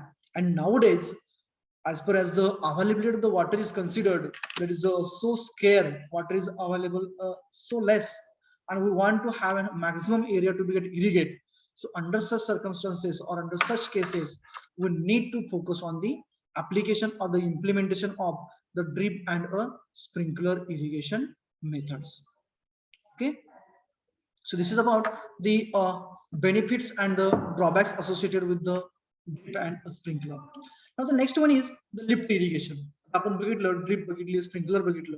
तर पाठीमागच्या केसमध्ये जे आपण ड्रिपचं जे layout बघितलं होतं ते एका ह्याच्यामध्ये आपण डायरेक्टली इरिगेशन हे विहिरीवरून केलं होतं आणि पहिल्या केसमध्ये आपण ते ओव्हरहेड टँक मधनं म्हणजे पाणी आपण लिफ्ट करून घेतलं होतं आणि नंतर दिलं होतं, ड्रिपला वापरलं होतं. म्हणजेच whenever the source of the water is at a far distance from the field, then in that case it is essentially required to lift that water from the source and make available it near to the farm or field. ते पाणी आपल्याला उचलून घ्यावं लागतं आणि तिथे आपल्याला ते इरिगेशन साठी वापरलं जातं. So that is called lift irrigation scheme. Will discuss first the its a requirement, necessity, etc., etc. So in the definition we can say whenever the water which is used for the irrigation is made available by lifting it from the source, आपण source पासून lift केलं, उचलून घेतलं, आपण उचल पाणी म्हणतो बऱ्याच वेळा. If you looking forward for the Mhaisal irrigation system, that is a lift irrigation system. म्हणजे काय केलं, तिथून नदीमधनं पाणी लिफ्ट केलं आणि नंतर पाणी ते आपल्याकडे दुसऱ्या रिजन मध्ये आणून सोडलेलं आहे. So like we used to have a lift irrigation scheme also, big lift irrigation scheme we can say. I will share some of the videos of the lift irrigation scheme, largest lift irrigation scheme and all those things after this class on our group. Okay, so this is about the definition. The necessity, why to go for lifting the water, that is unavailability of the natural sources such as a river, stream, etc. at the site. जिथे आपण शेती करतोय त्या ठिकाणी जर का आपल्याकडे नदी, ओढा किंवा त्याच शेतामध्ये विहीर नसेल तर त्या केसमध्ये आपल्याला पाणी हे लिफ्ट करून दुसरीकडून आणावं लागतं. आता बऱ्याच वेळा विहिरीमधलं जर का पाणी वापरतो ते सुद्धा लिफ्ट इरिगेशन होतं. परंतु जर का शक्यतो आपण काय म्हणतो की विहिरीमधनं घेतलेल्या पाण्याला आपण जास्त लिफ्ट इरिगेशन म्हणत नाहीये. But if that well or the source is available at a distance from our field, then in that case we can treat that system as a lift system. म्हणजे पाणी आपण तिथून लिफ्ट करतोय म्हणजे उचलून आपल्याकडे घेतोय. So why it is required? So whenever that source of the water is not available at a site, then in that case we need to go for the lift irrigation scheme. Then availability of the source at a lower elevation than the command area, म्हणजे जो area आपल्याला irrigate करायचा आहे तो area higher इलेव्हेशनला आहे, चढावरती आहे, आणि आपला जो सोर्स आहे तो कुठे आहे, असा उतारावरती किंवा कुठेतरी खाली जिथे इलेव्हेशन कमी तिथं आहे. मग त्या केसमध्ये काय होतंय, in that case it is required to lift the water and provide at a particular location or at a particular position. Okay, that is availability of the source at a lower elevation than the command area. We can say command area means the area which will be get irrigated. Then infeasibility of the canal irrigation due to the elevation difference.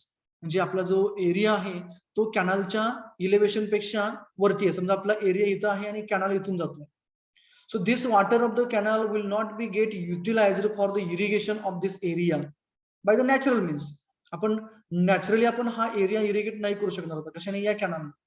कारण ग्रॅव्हिटीने पाणी वरती जाणारच नाहीये. By gravity it will be moved downstream end. So in this case it will be required to lift the water from this canal and provide to this area. Okay, so under such conditions we need to go for the lifting the water. It's about the necessity. Then remote location of the irrigation area. म्हणजे कुठेतरी आपण एखादा असा region पकडलेला आहे की तो आपल्या सोर्स पासून खूप लांब अंतरावरती आहे किंवा रिमोट रिजन आहे. ओके, अशा केसमध्ये आपल्याला पाणी कंपल्सरी सोर्स पासून किंवा तिथून लिफ्ट करून आपल्या त्या एरियापर्यंत घ्यावं लागतं. So this is about the necessity of the lift irrigation scheme. Now we'll discuss the component parts of the lift irrigation scheme along with its layout. So if you now here the sketch which I have shown over here, this is it's a main source is the river. पाणी नदीमधून घेतलेलं आहे आणि through the river the water is diverted directly towards the our command area. Here at the end we are finding as a command area. Here इथं आपण दिसते बघा, इथं शेती आपली आणि इथंपर्यंत पाणी आपण आणलेलं आहे. हे main line sub main line असेल, इथं आपण पाणी वापरतो शेतीसाठी. कुठून घेतलं? We have taken this water from the river. दिसते बघा आपल्याला, ही ग्राउंड लेवल आहे जमिनीपासून तर नदीची. ही हाय फ्लड लेवल आहे, ही मिनिमम वॉटर लेवल आहे नदीमधली, म्हणजे बारमाही रिव्हर आहे ही. तर कंपोनंट पार्ट मध्ये काय राहतं? बऱ्याच वेळा एकाच विहिरीमधनं एकच विहीर घेऊन डायरेक्टली पाणी वरती घेतलं जातं आणि बऱ्याच वेळा दोन विहिरी घेतल्या जातात. If you take an example of a lift system of the domestic water supply. Domestic water supply म्हणजे आपले जे ड्रिंकिंग साठी जे आपण पाणी घेतो. Take an example of Pandharpur itself. Okay, Pandharpur मधली जी वॉटर सप्लाय सिस्टीम स्कीम आहे त्यासाठी जे वॉटर लिफ्ट केलं जातं ते आपल्या चंद्रभागा रिव्हर मधून केलं जातं. तिथं इंटेक वेल आहे. त्या इंटेक वेल मध्ये इंटेक वेलचा पर्पज किंवा रोल काय आहे? Just collecting the water from the river. नदीमधनं पाणी घ्यायचं, तिचा फक्त तेवढाच रोल आहे. साधारणतः काय असतंय? Suppose that this is an our river, you will consider and we have constructed a well either at the bank, nearby bank, or exactly at the center, but most of the times we used to go for nearby the bank. इथं कुठेतरी तुमची विहीर असते, intake वेल असते. त्या intake वेलचं जे opening असतं म्हणजे पूर्णपणे त्याला केसिंग लावलेलं असतं. ओके, दिसते बघा आपल्याला ही डेप्थ इथपर्यंत आहे. ही पूर्णपणे जर का हार्ड स्टार्टा असेल तर ओपन असतात किंवा अदरवाइज हे पूर्णपणे याला केसिंग लावलेलं असतं आणि वरच्या बाजूला केसिंग करून पॅक केलेलं असतं. आणि त्या केसिंगला बरोबर रिव्हरचा जर का तुमचा पाथ असा असेल, this is the direction of the water which is flowing through the river, then the opening which is provided to take the water inside this well is exactly on the opposite side. बरोबर त्याच्या opposite साइडला, म्हणजे इथं त्याचं काय असणार? Opening असणार आणि या ओपनिंग मधनं पाणी बरोबर नदीमधलं पाणी विहिरीमध्ये येणार. आता अपोजिट साइडला का ठेवायचं? जर का इकडे ठेवलं डायरेक्टली पाणी आतमध्ये आलं असतं. परंतु जर का फ्लड कंडिशन असेल तर त्यावेळेस काय होतं की त्या पाण्यामध्ये भरपूर प्रमाणामध्ये गाळ असतो, झाडाच्या फांद्या असतात, झाडं असतात, इतर फॉरेन मटेरियल वाहून आलेलं असतं. मग ते काय होतं? डिरेक्टली आतमध्ये येतं. मग तुम्ही म्हणाल की याला वरून आपण जाळी लावायची. कंपल्सरी वायर मेश लावलेलीच असते. Compulsory there used to have a wire mesh, but if you are going to have a wire mesh also over this opening, then also if the trees and plant those bushes and etc, if they are flowing with the water, then they are going to directly get added to this and they are going to embed it. त्याच्याबरोबर अटकून राहत. त्याच्याऐवजी आपण उलट ठेवलं तर काय होणार आहे? ज्या झाडाच्या फांद्या आलेल्या आहेत किंवा आणखी काय मटेरियल आलेलं आहे ते काय होणार? पाण्याबरोबर इथपर्यंत येणार आणि बरोबर त्याला डिरेक्शन या साईडला मिळणार अशी. ते बरोबर आपल्या विहिरी बसून साईडला जातं, म्हणजे डिरेक्टली ते इथं पुढे येत नाही. पाठीमागे रिव्हर्स येतं, but afterwards it is to move directly in a forward direction and it doesn't get added to this particular opening. So that's why the opening for the intake well is always provided in the opposite direction or the opposite face of the direction of the moving water. Okay, हे झाला intake वेलचा purpose. म्हणजे काय केलं intake वेलने? Intake well has a only purpose of taking water inside it. कुठलं पाणी घेतलं तिने आतमध्ये? जे काही पाणी नदीमधून वाहत होतं ते पाणी तिने आतमध्ये घेतलं. त्यानंतर काय केलं जातं? त्या इंटेक वेलला एक कनेक्टिंग पाईप असतो. कनेक्टिंग पाईप म्हणजे त्याला आपण हा इंटेक पाईप म्हणणार नाही, याला डिलिव्हरी पाईप म्हणू शकतो आपण. इंटेक वेलच्या बाबतीत म्हटलं तर याच्यातून पाणी बाहेर घेण्यासाठी त्याला आपण डिलिव्हरी पाईप म्हणू. परंतु तेच पाणी जर का आपण दुसऱ्या विहिरीमध्ये घेत असेल, दुसरी विहीर कुठे असते आपली, जर का आपली इंटेक वेल जर का नदीच्या पात्रामध्ये आतमध्ये असेल, तर नदीच्या बँकला म्हणजे कडेला तीरावरती इकडे दुसरी वेल असते. ओके, दुसरी विहीर असते इकडं. आणि इथलं जे पाणी आहे कुठलं, या इंटेक वेल मधलं, समजा ही तुमची इंटेक वेल इथं नदीमध्ये आहे आणि ही तुमची जॅकवेल आहे. हे इंटेक वेल मधलं पाणी नंतर ना बरोबर इकडं या जॅकवेल मध्ये आणलं जातं. आणि जॅकवेल मध्ये आणताना काय केलं असतंय, की जी पाईप असते त्या पाईपला स्लोप दिलेला असतो, जेणेकरून होणारा जो फ्लो आहे that flow is due to the gravity only, by gravity. There is no any sort of the pumping or additional energy will be required to move the water or transfer the water from the intake well to the jackwell. Intake wellचा role काय होता, only taking the water from the well, sorry from the river and diverting it towards the another well. Another well म्हणजे कुठली दुसरी, तर तिला jack वेल असं म्हटले बघा, जॅक वेल. आणि काय आहे, इंटेक वेल. जॅक माहिती आहे आपल्याला, जॅक मेकॅनिझम म्हणजे काय असतं, की आपण बऱ्याच वेळा बघा तुम्ही लोकल शब्द ऐकला असेल, जसं गाडी पंक्चर होते तसं आपण त्याला जॅक लावतो, बरोबर ना. Have you heard about this? Yes sir. म्हणजे त्याचं मिनिंग आता काय घ्यायचं आपण, की सपोर्टिंग. जॅक म्हणजे काय, सपोर्टिंग आहे, बरोबर. कुणाला सपोर्ट करतोय आपण, ते टायर बाहेर घेतं ना किंवा ते पूर्णपणे व्हील बाहेर घेतं ना, तिथं आहे तो लोड जो आहे त्या व्हीलचा, सॉरी त्या व्हील वरती येणारा त्या गाडीचा, तो पूर्णपणे आपण त्या जॅक वरती घेतो आणि ट्रान्सफर आपण ग्राउंडला करतो. म्हणजे आपण काय केलं, तिथं सपोर्ट दिला कुणाला, त्या आपल्या गाडीला सपोर्ट दिला. सिमिलरली जॅकवेल काय करतोय, it is supporting to the pump house. जे काही पंप हाऊस आहे किंवा याच्यावरती असणारं जे आपलं कंट्रोल युनिट आहे, ते कंट्रोल युनिट आणि पंप हाऊस हे सर्वच्या सर्व आपलं जॅकवेल वरती असतं. ज्या विहिरीवरती पंपवेल, सॉरी पंप, त्यानंतर ना पंपचं पॅनल असेल इलेक्ट्रिसिटीचा, नंतर ना आणखी दोनचे काही इन्स्ट्रुमेंट्स असतील, म्हणजे सॉरी क्रेन्स वगैरे, ज्या विहिरीवरती ठेवले असतात त्या विहिरीला जॅक वेल असं म्हटलं जातं. तिचा रोल काय आहे, taking the water from the intake well and giving the support और providing support for the pump house, electric house, त्यानंतर ना ऑपरेटिंग सिस्टम्स, ह्या सर्वांना तिथं अकोमोडेट करण्याचा जो रोल आहे किंवा त्यांना सपोर्ट करण्याचा जो रोल आहे तो म्हणजे जॅकवेलचा आहे.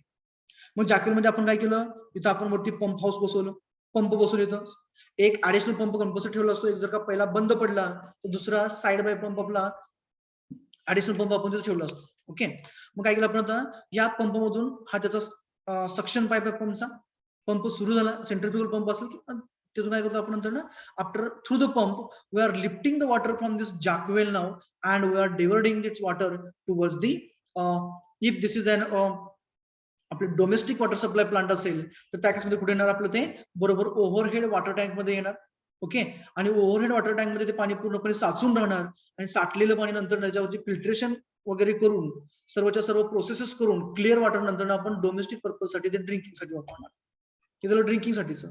दुसरा काय आपला पर्पज, इरिगेशन आहे. मग काय केलं आपण, या पंपने जे काही पाणी लिफ्ट केलं, that water we are going to divert by the main line, that will be the rising or falling, let it be जे काय असेल ते, by this rising main, and we are storing that water inside the pond.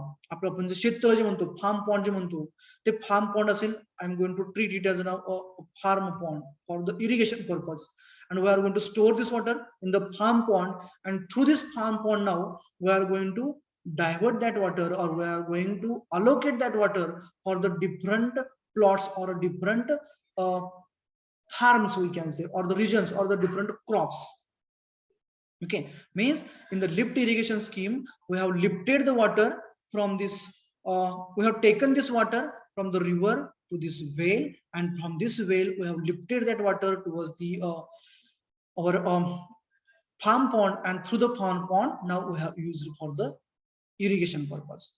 इथं आपण पाणी lift केलं, उचलून घेतलं आणि नंतर ना पुढे डायव्हर्ट केलं, इरिगेशन साठी वापरलं, म्हणून या स्कीमला लिफ्ट इरिगेशन स्कीम असं म्हणायचं. दोन महत्वाचे पॉइंट याच्यामध्ये काय आहेत, तर एक म्हणजे इंटेक वेल, दुसरे म्हणजे जॅकवेल. जॅकवेलचा रोल काय आहे, जॅकवेलचा रोल हा accommodating or the giving a space or giving a support for the pumping unit, then a electric unit, then the other instruments, etc etc. म्हणजे त्या सर्वांना सपोर्ट देण्याचं काम करणे किंवा प्लॅटफॉर्म बनवून देण्याचं काम हे आपल्या जॅकवेलचं असतं. आता आपल्याकडे जे विहिरी असतात, आपला पंप विहिरीवरतीच असतो किंवा विहिरीमध्येच असतो, मग तिथं आपली इंटेक वेल म्हणजे जॅकवेल झालेली असते. परंतु ज्या वेळेस अशा मोठ्या स्कीम असतात त्या स्कीम मध्ये जर का आपण आहे पंप हाऊस जर का विहिरीमध्ये लावलं, समजा आपलं कुठं लावलं आपण पंप हाऊस, हे पंप हाऊस आपली विहीर नदीमध्ये आहे, तर नदीमध्ये लावलंय, इथपर्यंत आपली विहीर आहे. याच्यावर जर का आपण पंप हाऊस ठेवलं, इलेक्ट्रिसिटी ठेवली, केबल ठेवली इथं, त्यानंतर आपला स्टार्टर वगैरे तिथं ठेवला, तर काय होणार आहे, पाणी वाढलं की सगळं पाण्यामध्ये बुडून जाणार. So it becomes too much difficult to operate under the water. Okay, so to avoid that, we need to have a space or open space from where it will be easy to observe or the monitor the operations of the pump, then various electric units, etc., etc. For that purpose, we used to have a jackway. Understood now about this one? आले लक्षात की एखादा compound याच्यात लक्षात आलेलं नाही असं काय आहे का? बोला. If you have understood, then we will go for next one.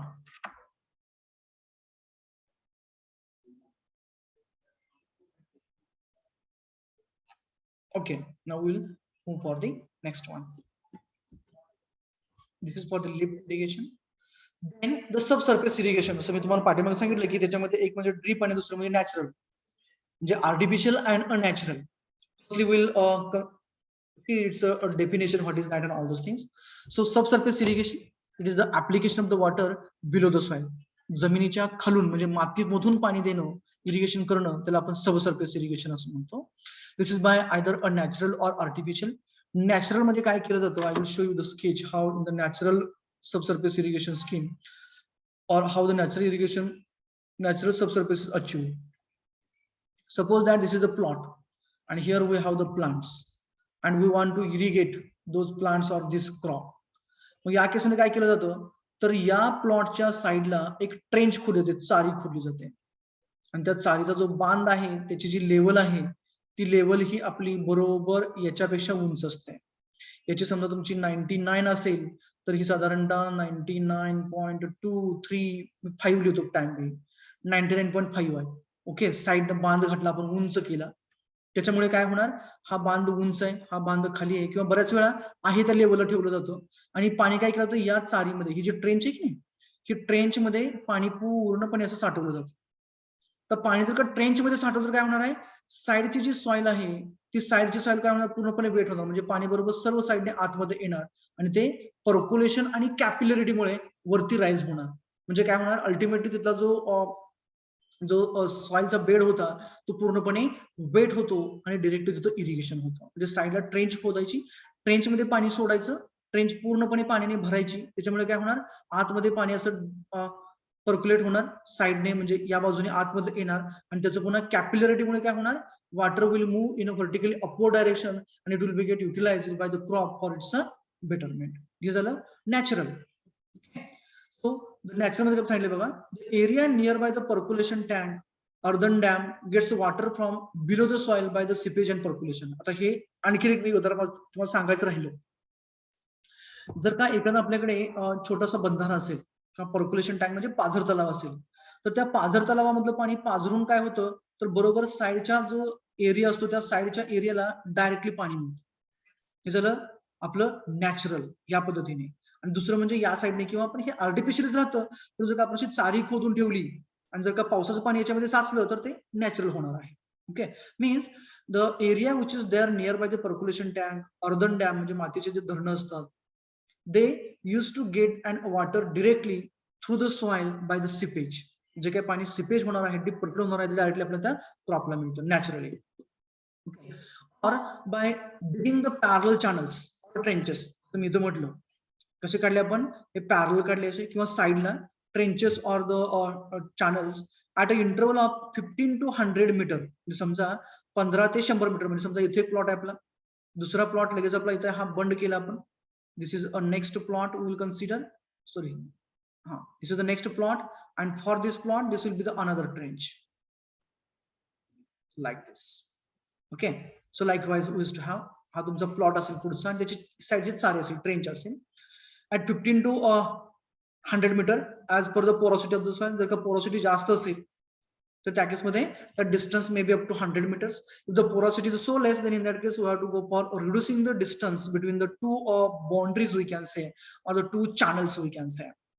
That is a 15 meters up to we can. or 10 meters as per the requirement, and the depth may be 0.3 meters to the 1 meter. Okay, 0.3 ते 1 metre पर्यंत deep करायचं त्याला आपण साधारण 3-3.5 फुटापर्यंत maximum I am talking about, and maintaining its width about 0.25 to 0.5 metre. Okay, 0.5 metre साधारणतः 1.5 फुटापर्यंत width 1.5 फुटाची असेल अशी याची. ओके, आणि डेप्थ जी आहे व्हर्टिकल त्या चॅनलची ती साधारणतः 3 फुटापर्यंत, 3 ते 3.25 फुटापर्यंत असेल, असं या पद्धतीचा चॅनल झाला. हा कुठे केला आपण, बरोबर प्लॉटच्या साईडला. समजा हा तुमचा प्लॉट आहे, suppose that this is a plot, and on the sides of this plot, म्हणजे या साईडला पूर्णपणे आपण काय केलं आता, ती चारी खोदलेली आहे. आणि या चारीमध्ये काय करतो आपण, now we are going to provide the water to it. Okay, आणि त्याच्यामध्ये पाणी सोडल्यानंतर ना काय होणार आहे, तर डायरेक्टली जे काही वॉटर आहे ते साईडच्या चॅनल मधनं पर्क्युलेट होऊन ते ट्रान्सफर होणार आहे कुठं, त्या सॉइलच्या बेडमध्ये, किंवा जी काही माती असणार आहे आतमध्ये त्याच्यामध्ये ते पाणी ट्रान्सफर होणार, आणि it will be get utilized for the solving the nutrients and uptaking of the nutrients by the crop. This is about the natural subsurface. Subsurface जमिनीच्या खालून पाणी दिलं आपण त्याला.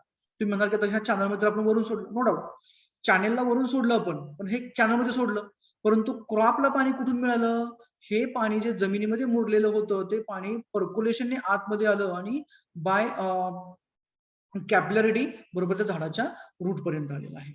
Okay, then next this is the artificial, that is by means of digging the parallel channels, trenches or the at intervals of 50 to 50 meter wide flats. Drip irrigation करतो आपण, boring the perforated pipes or the drip lines. Here this point is important one. There is perforated pipes or the drip lines or the laterals in the soil up to the root zone depth. Root zone depth म्हणजे up to the 5 centimeters we can say, and directly providing the water to it.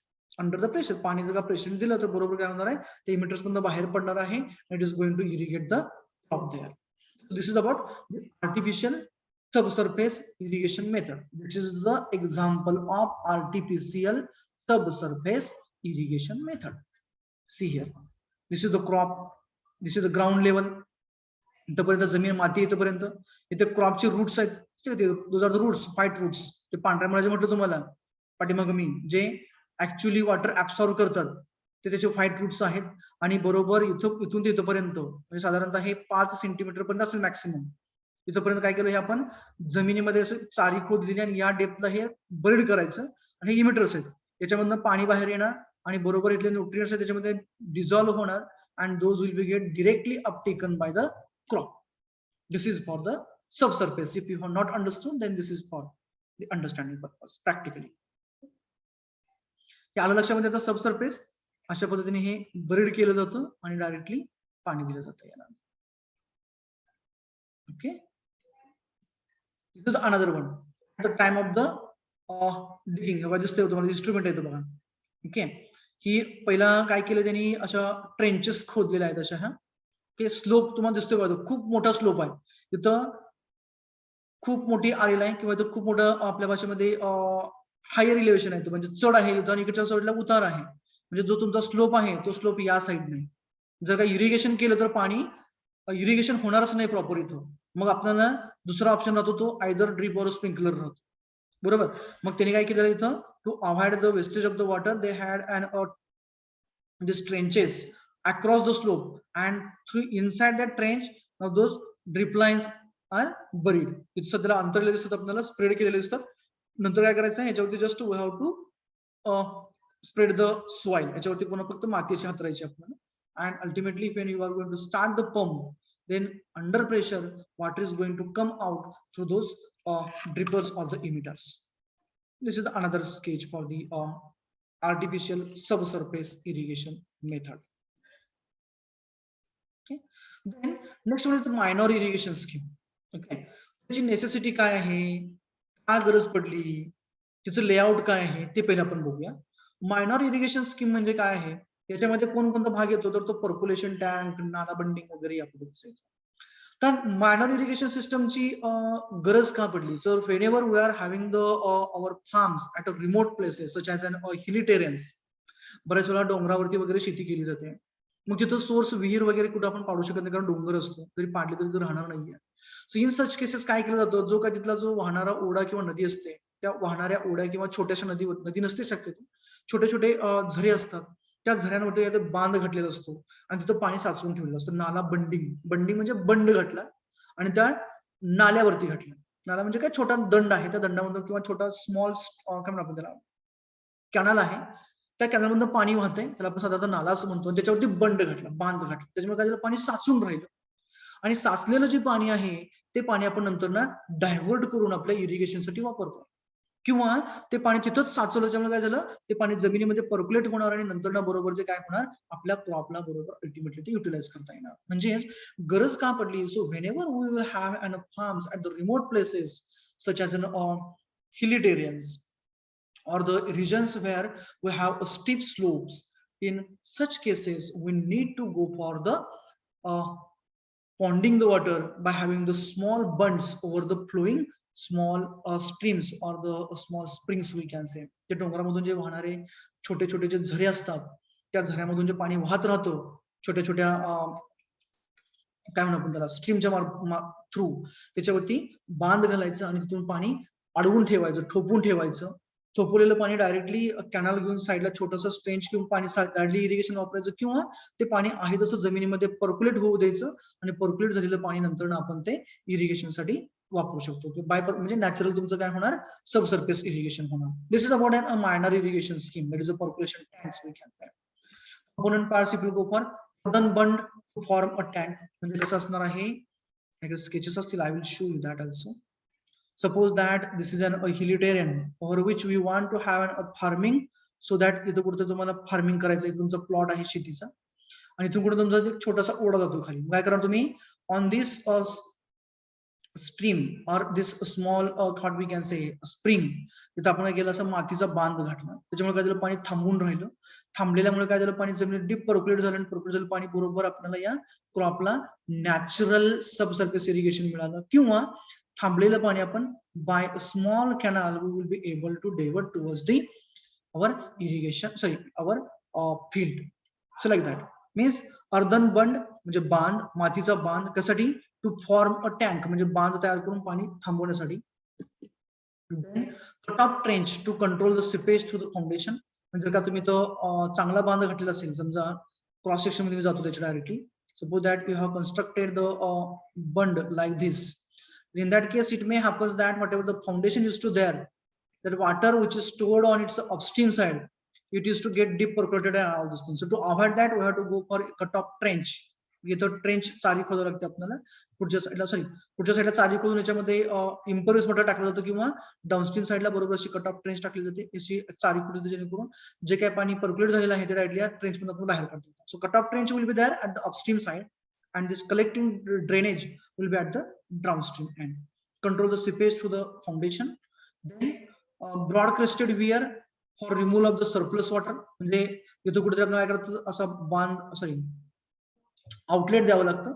Through this outlet the water will be diverted towards the downstream side. It is called as a broad crested weir for the removal of the surplus water and the requirement.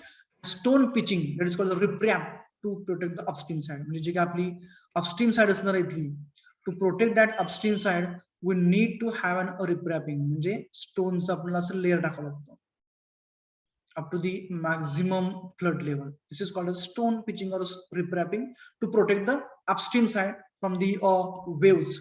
जर का पाण्याच्या wave जर का आल्या अशा, जर का strike झालं तर माती पूर्णपणे ढासळून खाली येते आणि पूर्णपणे स्ट्रक्चर कोलॅप्स होतो. So to protection for the protection of the upstream side we need to have a riprap or the stone pitching. This is for the component parts we can say. This is a sketch I have shown over here. जे दिसते बघा तुम्हाला, हे material आहे पूर्णपणे, हा तुमचा बांध आहे, हे स्टोन पिचिंग आहे, रिप्रॅप आपण म्हटलं होतं, हा स्लोप त्याचा 2:5 एक्सेट्रा. हे डीप पर्क्युलेट झालेलं पाणी आहे, ही तुमची कट ऑफ ट्रेंच होती to restrict the movement of the water or the काय म्हणतो आपण त्याला, इनसाइड द फाउंडेशन मध्ये पाणी जाऊ नये, सरळ पुढे पर्क्युलेट होऊ नये म्हणून टाकला आपण त्याला. किंवा बऱ्याच वेळा कट ऑफ ट्रेंच इथेही टाकलेली असते अशीही, जेणेकरून इम्परस वॉटर जर काय टाकलं तर या साईडला फाउंडेशन जाणारं पाणी पूर्णपणे रिस्ट्रिक्ट होतं. परंतु जे काय डीप पर्क्युलेट झालेलं पाणी आहे खाली गेलेलं, ते बाहेर घ्यायला ही आपली नॉमिनल कट ऑफ म्हणजे इकडे टाकलेली असते अशी या बाजूला डाऊनस्ट्रीम एंडला, जेणेकरून हे पाणी पूर्णपणे या ट्रेंच मध्ये चारीमध्ये येतं आणि तिथून आपण हे कलेक्ट करतो वरती बाजूला आणि पंपने वरती ते लिफ्ट केलं जातं, जेणेकरून इथली जी सॉइल आहे ती ऑप्टिमम कंडिशनला राहते आणि त्याच्यामुळे काय होणार, सॉइल जर का आपली पूर्णपणे वॉटर लॉगड नाही राहिली तर ड्राय कंडिशन मध्ये राहते आणि फाउंडेशन आपलं आहे तसं राहतं. पण जर का पूर्णपणे लॉगिंग झालं, वॉटर लॉगिंग झालं तर ते सगळेच्या सगळे सॉइल पोर्स हे पाण्याने हे होणार, काय स्वेल होणार and their load bearing capacity will be get reduced and the structure will be get collapsed. पूर्णपणे स्ट्रक्चर आपलं आतमध्ये कोलॅप्स होऊ शकतं. So to avoid that we need to maintain the foundation in a dry condition, and for that we require to collect the water at the downstream side which is percolated there in. For that we have had here other well at the downstream end. So such type of the percolation tank, those are having a so less area to be get irrigated and all those things. Next one is a Bandhara irrigation scheme. बंधारा irrigation म्हणजे काय आहे, बंधारा म्हणजे काय असतं की divergence wear असते, म्हणजे पाणी काय असतं आपण अडवून ते पाणी आपण साईडला त्याला डायव्हर्ट करतो. So it is a diversion weir from which direct irrigation is practised. It is lift irrigation is practised और the canal irrigation is also practised. But more number of the times what we used to go for, by constructing the KTV or Kolhapuri type bandhara, we used to go for the lifting the water and irrigating the nearby areas. It's rubble masonry and all those things, structures I have shown over here.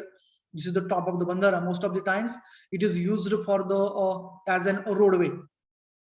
Okay, most of the times this top of this bandhara or KTV is used for the crossing the river or the stream. नदी किंवा ओढा पार करण्यासाठी बराच त्याचा roadway म्हणून उपयोग केला जातो. दिस इज अन अनकोर्स्ड रबल मॅशनरी किंवा बराच स्टोन मॅशनरी असते किंवा बराच वेळा आरसीसी स्ट्रक्चर असतं. This is the upstream side and this is the downstream side. And for protection purpose, we need to have a shape like this trapezoid. Okay, and here we used to have those cut stone coping, means they are used for the releasing of the water. Most of the times or mostly the bandharas those are constructed or the weirs those are constructed, they are designed for the overflow. त्याच्यावरून पाणी वाहत असतं आणि काही ठिकाणी कसं असतं की ज्या बंदरची कॅपॅसिटी जास्त असते त्यांना ओपनिंग्स प्रोव्हाइड केलेले असतात. Through those openings we are able to control the water level, okay, up to the full supply level and all those things. Okay, and from this bandhara we used to go for direct irrigation by the lifting water from the upstream side of the bandhara and irrigating the area. Small irrigation systems आहेत, minor irrigation system आहे. Solid बंधारा त्याचं दाखवलेलं आहे बघा इथं. हे तुमची वर्चस्व म्हणते मी तुम्हाला, हे तुम्हाला गार्ड स्टोन दिसत इथे. Those are the guard stones indicating the high flood level. याच्यावरून पाणी चाललं की रस्त्यावरून जाऊ नका असं म्हटलं जातं, because if the water is flowing beyond the height of this or above this, then the velocity of the flow used to be so more and we doesn't get the exact path. Exact path means whatever the path which are constructed on the top of the bandhara. So for indication purpose, those guard stones are used and it used to show this is the opening sluice way, a scour hole it is also called as. जर का बंधाऱ्याच्या upstream side जर का गाळ साचला, the capacity of that bandhara or the reservoir is getting reduced due to the sedimentation. Sediments म्हणजे काय, जो काही गाळ वगैरे येणार आहे म्हणून तो जर साचला तर कॅपॅसिटी कमी होते, मग बरोबर याच्या बॉटमच्या ठिकाणी काय असते, स्लुईस वे दिलेला असतो. Through this sluice way, if you are going to open the sluice way and we are going to disturb this sediments, हे साठलेला जो गाळ आहे तो जर आपण असं मिक्स करून घेतला मेकॅनिकल स्टरर वगैरे करून किंवा तसले हायब्रिडस टाकून, तर तो पूर्णपणे मड फॉर्म मध्ये घेतला जातो आणि त्यानंतर तो बरोबर या स्लुईस वे मधून ज्याला स्लोप दिले त्याच्यामधून बाहेर काढला जातो. Means to maintain the water level or the reservoir capacity, we need to go for the application of the or use of the scour hole, and this is a regular one, that is top of the weir, okay, through which the water will be allowed to flow to the downstream side. This is the normal high flood level and this is the river bank. नदीची पाण्याची पातळी असते बघा, downstream एंडची water level आहे, इथं पडताना पाणी. Then afterwards there is the a formation of the hydraulic jump here they had shown, and after that water level will be raised, and then at a normal water level the water is going to allow to flow. Okay, this apron is there constructed at the downstream end so that there will not be any sort of the erosion of the downstream end. कारण ज्यावेळेस बंधाऱ्यावरून पाणी खाली पडणार त्यावेळेस velocity वाढलेली असणार, and due to that increased velocity, when the water is going to strike over this downstream end, it is going to erode the particles and it is going to form the pits, the khadde padtat. And if the depth of the pits is going to increase, it ultimately goes on reducing the strength by cutting this foundation. Okay, like this. हे बरोबर नंतर असं हा तुमचा जो खड्डा पडला असं पाठीमागे जातो, त्याचं फाउंडेशन कट होत जातं आणि ultimately the strength of the foundation is goes on reducing and the structure starts overturning. बरोबर ओव्हरटर्न होतं आणि पूर्णपणे कोलॅप्स होतं. So to avoid that we need to protect the downstream end near by the toe of the structure. म्हणजे तुमच्या बंधाऱ्याच्या जी पाठीमागचा portion आहे तिथला नियर बायचा जो एरिया आहे नदीमधला, तो जिथं पाणी पडतंय तो आपल्याला प्रोटेक्ट करावा लागतो from the flow having the high velocity. Okay, so that it will not be get eroded. Okay, this is about the cross section of the solid bandhana. I think now we have done with this is the KTVR Kolhapur type bandhana, advanced one. Those are the gates. Generally 2 gates in a series are provided for the bandharas. The main purpose behind that, those are the slots. हे 2 slot आहेत, ह्या piers आहेत. ह्या पियर्सना बरोबर 2 slot दिलेले असतात आणि ह्या 2 स्लॉट मध्ये 2 डोअर्स असतात. म्हणजे 2 पूर्वी हे असायचं वुडन प्लॅंक, लाकडी फळं असायच्या, तर सध्याला मेटल शीट असते, पत्रा असतो. आता मग तुम्ही म्हणाल की हे 2 का प्रोव्हाइड केलेत? What will the purpose of providing the 2 number of the doors here? 2 door का प्रोव्हाइड केले असतील? एक इथं आहे, एक त्याच्या पाठीमागं आहे, हा इथं ग्रू आहे, हा ग्रू दिसतो आपल्याला बघा इथं. हा का बरं केलं असेल रे असं? बंधाऱ्यातलं पाणी जास्त आहे म्हणून केलेलं असते का रे? What is the purpose behind providing the 2 gates in a series, one after another? त्याच्या पाठीमागे बेसिक मेन पर्पज आहे, टेक्निकल रिझन आहे. तर काय होतं, आपण इथले जे बंधाऱ्याचे जे दरवाजे असतात ते कसे असतात, ते मॅन्युअली ऑपरेटेड असतात. त्याला वरती हुक असतो किंवा दोन्ही साईडला हुक असतात आणि ते हुक घेऊन वरच्या बाजूला खेचले की ते बरोबर डोअर वरती निघून जातो, ओपन होतो. म्हणजे याचा अर्थ काय झाला की ज्यावेळेस तुम्ही इथं डोअर टाकणार त्यावेळेस इथं दोघांच्या मध्ये गॅप राहणार. गॅप इन द सेन्स काय, कोणाकोणामध्ये तुमचं इथं डोअर टाकलं तुम्ही समजा इथं, हा तुमचा गॅप आहे, ही कॅव्हिटी आहे, स्लॉट आहे, या स्लॉट मध्ये तुमचं डोअर एवढंच असणार आहे. हा जो व्हॅकंट स्पेस दिसतोय तो हा गॅप आहे. मग काय होणार, पाणी जे आहे ते बरोबर या गॅप मधनं असं पाठीमागून निघून बाहेर निघून जातं, लिकेज होतं. मग पहिल्यामधलं लिकेज झालं, मग पाठीमागचं टाकलं होतं, म्हणजे पाठीमागच्या मध्ये पुन्हा पाणी लिकेज होणारच आहे, no doubt it is going to be leak. But in between those 2 gates we used to pour the black cotton soil. Black soil, काळी माती ही बरोबर ह्या 2 गेटच्या मधला जो गॅप आहे त्याच्यामध्ये टाकली जाते. तुम्ही म्हणाल की काळी मातीच का टाकायची, खडी का नाही टाकायची, सॅन्ड का नाही टाकायची? जर का आपण सॅन्ड टाकली, वाळू टाकली किंवा खडी टाकली तर काय होणार आहे, पाणी बरोबर त्यांचा व्हाईट स्पेस जास्त असल्यामुळे खडीचा आणि वाळूचा, स्टोन मेटलचा आणि सँडचा पाणी पुन्हा पर्क्युलेट होऊन नंतर ना डाउनस्ट्रीम जाणार. We will not be able to control the seepage to the gates. म्हणून काय केलं, we have used an black cotton soil whose property says that whenever the black cotton soil comes in contact with the water it swells. बघा मी काय म्हणतोय, त्या ज्या वेळेस काळी माती किंवा काळ्या मातीवरती आपण पाणी ओततो त्यावेळेस ती स्वेल होते, फुगते म्हणतो आपण. आणि if it is going to swell then the area which is required to accommodate it will be required to be more one. मग काय होणार, that soil is going to insert a pressure over this gate and to this gate also laterally. बरोबर आहे का, laterally दोन्ही gate वरती pressure टाकला, त्याच्यामुळे काय होणार, this gate which was there initially at this position now it will be get shifted to this position.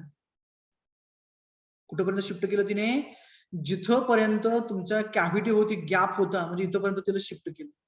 हा गॅप पूर्णपणे पॅक झाला आणि गेट तुमचं इथपर्यंत आलं. हे अपस्ट्रीम साईडचं गेट तुमचं इथपर्यंत आलं, कारण ती माती फुगली, तिला जागा नव्हता, त्याच्यामुळे तिने काय केलं, फुगल्यामुळे बरोबर गेट ढकललं इकडचं या साईडला, हे गेट या साईडला ढकललं. सिमिलरली या साईडला तुमचं दुसरं गेट होतं, ते पूर्वी इथं होतं, इथं मध्यंतरी हा गॅप होता, ते काय होणार, ते गेट तुमचं बरोबर या साईडला इथपर्यंत येणार आहे. It will be get shifted up to this one by the soil pressure and this whatever the gap or the cavity was there it got now fulfilled. ती जी cavity किंवा तो जो गॅप होता तो काय झाला, पूर्णपणे पॅक झाला. So that purpose for all type of the KTVRs there is a series of the gates and the gap between those 2 gates is always filled with the black cotton soil. Okay, then again those are the guard stones here and here. This is a top view cross sectional. This is a top view of the KTVR. Here we are finding that those are the wears. Okay, downstream end. This is the downstream end. This is upstream end. नेहमी upstream end ला आपलं हे राहतं समजा आपण त्याला gates राहतात. This is the upstream side and this is the downstream side. Okay, those are the guard stones here and here, and those are the anchor bars used for the moving up and down. बरोबर, त्या पियरला धरून आपल्याला खाली वरती येता येतं, जेणेकरून ज्यावेळेस आपण गेट्स ऑपरेट करतो तिथे आपल्याला खाली वरती यायला म्हणून असतं. तिथे आपल्याला तुम्हाला जो हा ही जी लाईन दिसते कुठे गेला, just a minute, this line indicates that whenever we are observing the wears, then in the top view if you go for, they used to have the cut pathway like this. तुमची wear असते अशी, मी तुझा top view काढतो पूर्णपणे, just a minute. दोन्ही साईडला rounded असते आणि डाउनस्ट्रीम एंडला तिला ऍडिशनल पोर्शन असतो, हा इथपर्यंत असतो. जर का आपण उभा सेक्शन जर का बघितलं तर इथून याची जी हाईट असते ती हाईट साधारणतः एक 1 to 1.5 फीट एवढा गॅप असतो ना, वरून टॉपने दिलेला असतो, त्याची आपल्याला ही लाईन दिसते. Okay, so this is about the KTVR, Kolhapuri type Bandhara, we can say. Another one view I have shown over here. This is the downstream end. Okay, and this is provided with an ugi slope. Okay, a slope dila जेणेकरून whatever the water is there which is flowing through this weir at the downstream end, we can say that water will be get transferred. Okay, that water will be get transferred or moved to the downstream end by the not directly, but it will be get its velocity will be get reduced, and by for the reduction purpose we have used an ogee shape here. Okay, likewise this is the sections, these are the all the vertical weirs, and then this is one of the gate through which the water is coming. Okay, this is one of the gate we have shown over here, and those are the guard stones, those are appearing over here, and this portion that is a overhead slab, we can say, which is used for the transportation purpose also. Okay, this is about the KT weir and it's a use, we can say, or it's a application which is used for the storage of the water and diverting it for the irrigation or for the drinking purpose. So this is all about our unit number 6, that is the irrigation, different methods of irrigation, then systems of irrigation, different structures of irrigation. Okay, so what we do, we'll stop here, and then in the next lecture we'll go for the next unit. Just a minute.